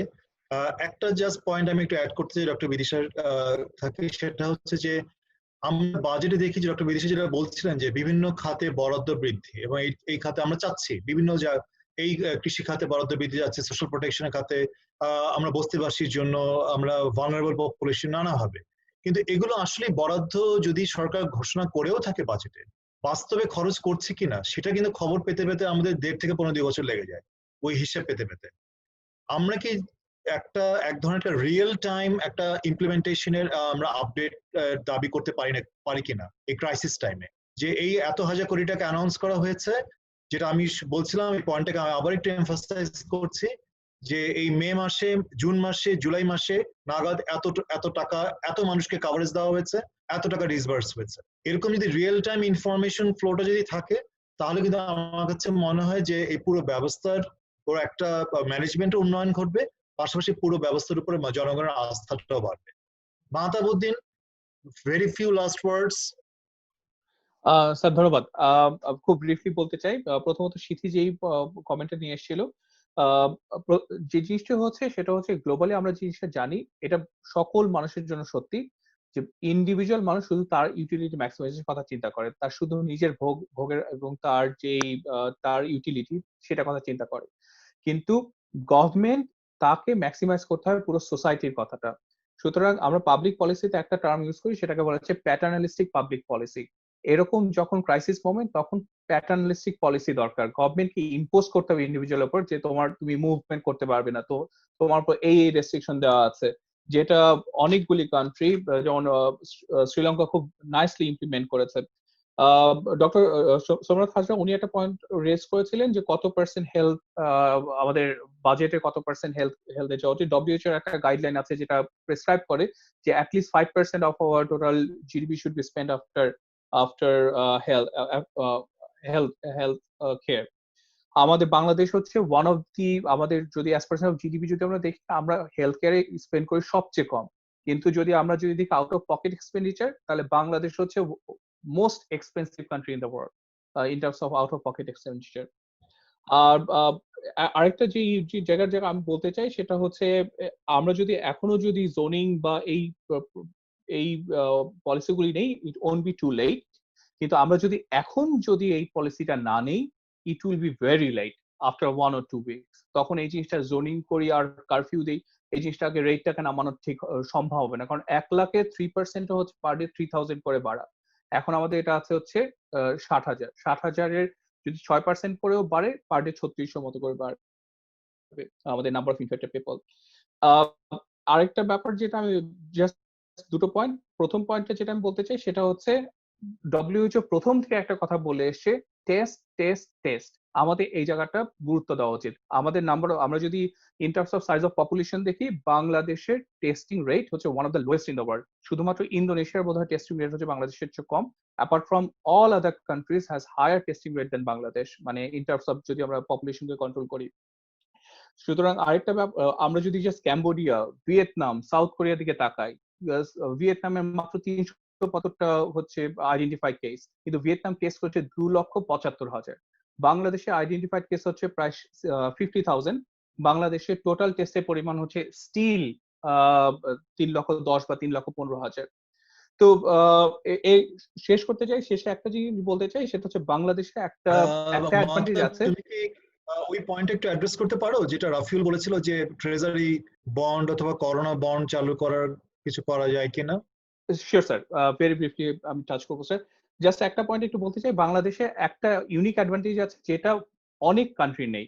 বাংলাদেশ হচ্ছে অনলি ওয়ান এলডিসি যার একটা স্ট্রং ফার্মাসিউটিক্যাল বেস আছে, এবং অ্যাজ এন এলডিসি আমরা কিন্তু যে কোনো পেটেন্টেড ড্রাগও আমরা কিন্তু তৈরি করতে পারি। সুতরাং যদি আমরা যদি ভাইরাসের যে ভ্যাকসিনটা যদি আবিষ্কার হয়, আমরা এটা প্রডিউস করতে পারবো আমাদের কান্ট্রির জন্য। আমাদের যে ফার্মাসিউটিক্যাল বেস আছে, ইট will B advantageous for us, we will be able to do it. আমাদের এই অ্যাডভান্টেজটা আছে যেটা অনেক ডেভেলপিং কান্ট্রিরও নাই। স্যার যেই পয়েন্টে লাস্টে যেই প্রশ্নটা এসেছে রাফিউলের, যে আমরা করোনা বন্ড বা corona bond, online treasury bond বা মাইগ্রেন্টদের, রিটার্নিং মাইগ্রেন্টদের জন্য অনলাইন ট্রেজারি বন্ড বা করোনা বন্ড চালু করতে পারি কিনা, এই পার্সপেক্টিভে দুটো জিনিস বলতে চাই। সেটা হচ্ছে আমরা যে ট্রেজারি বন্ডের কথা বলছি, এই ট্রেজারি বন্ড বা আমি ঠিক করোনা বন্ডের পার্সপেক্টিভ ওই আইডিয়াটার সাথে আমি পরিচিত না, বাট ট্রেজারি বন্ডের ক্ষেত্রে এটা এই বন্ড আমরা, এটা হচ্ছে মনিটারি পলিসি আমাদের ওয়ান অফ দ্য টুলস। এবং এই রকম ক্রাইসিস মোমেন্টে, যেটা ডক্টর শৌভিক মুখার্জি বলছিলেন, যে এরকম ক্রাইসিস মোমেন্টে এরকম অনেক মনিটারি পলিসি আমরা যখন নিতে চাই, সেগুলি আমাদের কেয়ারফুলি আগে অবজার্ভ করে নিতে হয়। কারণ হচ্ছে এটার সাথে আমাদের ফিসকাল যেই অন্য পলিসি আছে সেগুলি ইন্টিগ্রেটেড ভাবে রিলেটেড, যে আমার ইন্টারেস্ট রেটের উপর ইম্প্যাক্ট কি পড়বে, আমার ওভারঅল ইকোনমির উপর ইম্প্যাক্ট পড়বে। এবং এটা কিন্তু আমার ওই লিকুইডিটির উপর একটা যেহেতু যদি আমার এখানে লিকুইডিটি শর্টেজ থাকে, ইন দ্যাট কেস কিন্তু এই অপশনটা আমাদের জন্য খুব বেশি অ্যাভেলেবল থাকবে না। সো আমি এখানে থামছি স্যার। অনেক ধন্যবাদ মাহতাব। আমার কাছে মনে হয় যে আমরা 2 ঘন্টা বেশি সময় অলরেডি আলাপ করে ফেলেছি। আমি জাস্ট একদম শেষে সবাইকে ধন্যবাদ দেব, আর জাস্ট একটা দুটো পয়েন্ট বলবো সিম্পলি, যে ক্রাইসিসটা আমরা দেখছি, এই ক্রাইসিসটার একটা ইউনিক ইন দ্য সেন্স যে একই সাথে এটা ডিমান্ড সাইড এবং সাপ্লাই সাইডে আমরা শক দেখছি, এবং এই শকের মাত্রা কিন্তু কম না, শকের মাত্রা কিন্তু ভীষণ, মানে বোথ ডিমান্ড এবং সাপ্লাই সাইড একটা এবং আরেকটাকে ইনডিউসও করছে, এবং এটা এক ধরনের একটা ভিশিয়াস সাইকেলের মতো ক্রিয়েট করছে, যেটা হয়তো একটা আশঙ্কা জাগাচ্ছে যে ইভেন এটা যদি হেলথ ক্রাইসিসটা যদি ওভারকামও হয়, ইকোনমিক ক্রাইসিস যে রিসেশনের, সেটা থেকে বের হয়ে আসার জন্য হয়তো অনেক সময় লাগতে পারে। বাংলাদেশ কোনোভাবেই বিচ্ছিন্ন কোনো দেশ না পৃথিবী থেকে, এবং আমরা দেখছি যে গ্লোবাল যে ক্রাইসিস তার পার্টও বাংলাদেশে এসে পড়েছে, এবং আমাদের মেজর যে গ্রোথ ড্রাইভার গুলো, এক্সপোর্ট, রেমিটেন্স, সেগুলো কিন্তু ব্যাডলি অ্যাফেক্টেড, এবং সামনের দিনগুলোতে আরো অ্যাফেক্টেড হওয়ার বড় ধরনের রিস্ক আছে। সুতরাং আমি মনে করি যে এই পুরো ডেভেলপমেন্ট যে পলিসি স্ট্র্যাটেজি, এগুলোর একটা রিথিঙ্কিং করার দরকার আছে বাংলাদেশের। আমাদের যে পভার্টি যে রিডাকশনের যে সাকসেস, এটা কিন্তু খুবই, এই সাকসেস যতই আমরা দেখি, কিন্তু সাকসেসটাও কিন্তু ভালনারেবল। অর্থাৎ আমরা দেখছি এই সাকসেসটা কোনো এক্সটার্নাল অথবা ইন্টারনাল শকে কিন্তু আবার ধপ করে পভার্টি রেট বেড়ে যাচ্ছে। সুতরাং এটাও কিন্তু আমাদের একটা বড় ধরনের ডেভেলপমেন্ট পলিসি এবং স্ট্র্যাটেজিকে রিথিঙ্ক করারও আমাদের একটা সুযোগ আসছে এই ক্রাইসিস সময় মনে করি। তো এই সবকিছু বলে আমি সবাইকে ধন্যবাদ জানাচ্ছি, এবং আমরা সামনে 6 তারিখে সানেম সংযোগ, যেটা আমরা স্বাস্থ্য খাত নিয়ে একটা এরকম ওয়েবিনার করব, আমি সবাইকে আমন্ত্রণ জানাচ্ছি। যারা আগ্রহী তারা অনেকেই অলরেডি রেজিস্ট্রেশন করেছেন, যারা করেননি তাদেরকে আমরা আমন্ত্রণ জানাচ্ছি ওদের রেজিস্ট্রেশন করার জন্য। এবং সানেমের এই প্রোগ্রামে আপনাদের যে সহযোগিতা, সানেমের নেটিজেন ফোরামে, যার মূল উদ্দেশ্যই হচ্ছে যে একটা কমন প্ল্যাটফর্মে এসে আমরা সবাই আমাদের মতামতটা শেয়ার করি এবং অনেক ক্ষেত্রে আমরা কিন্তু বেশ কিছু কনস্ট্রাকটিভ সাজেশন আমরা তুলে ধরতে পারি, যেটা কিন্তু আমরা নীতি নির্ধারণে সহায়তা হতে পারে। আজকে যে আলোচনা হয়েছে সেটার সামারি আমরা প্রেস রিলিজ হিসেবে পত্রপত্রিকায় দেবো, যেটা ছাপা হবে, এমনকি আমরা নীতি নির্ধারকদের কাছে সেটা তুলে ধরার চেষ্টা করব। সবাইকে ধন্যবাদ দিয়ে এবং আগামী অনুষ্ঠানে সানেমের অনুষ্ঠানে অংশগ্রহণ করার আমন্ত্রণ জানিয়ে আমি আজকে এখানে শেষ করছি।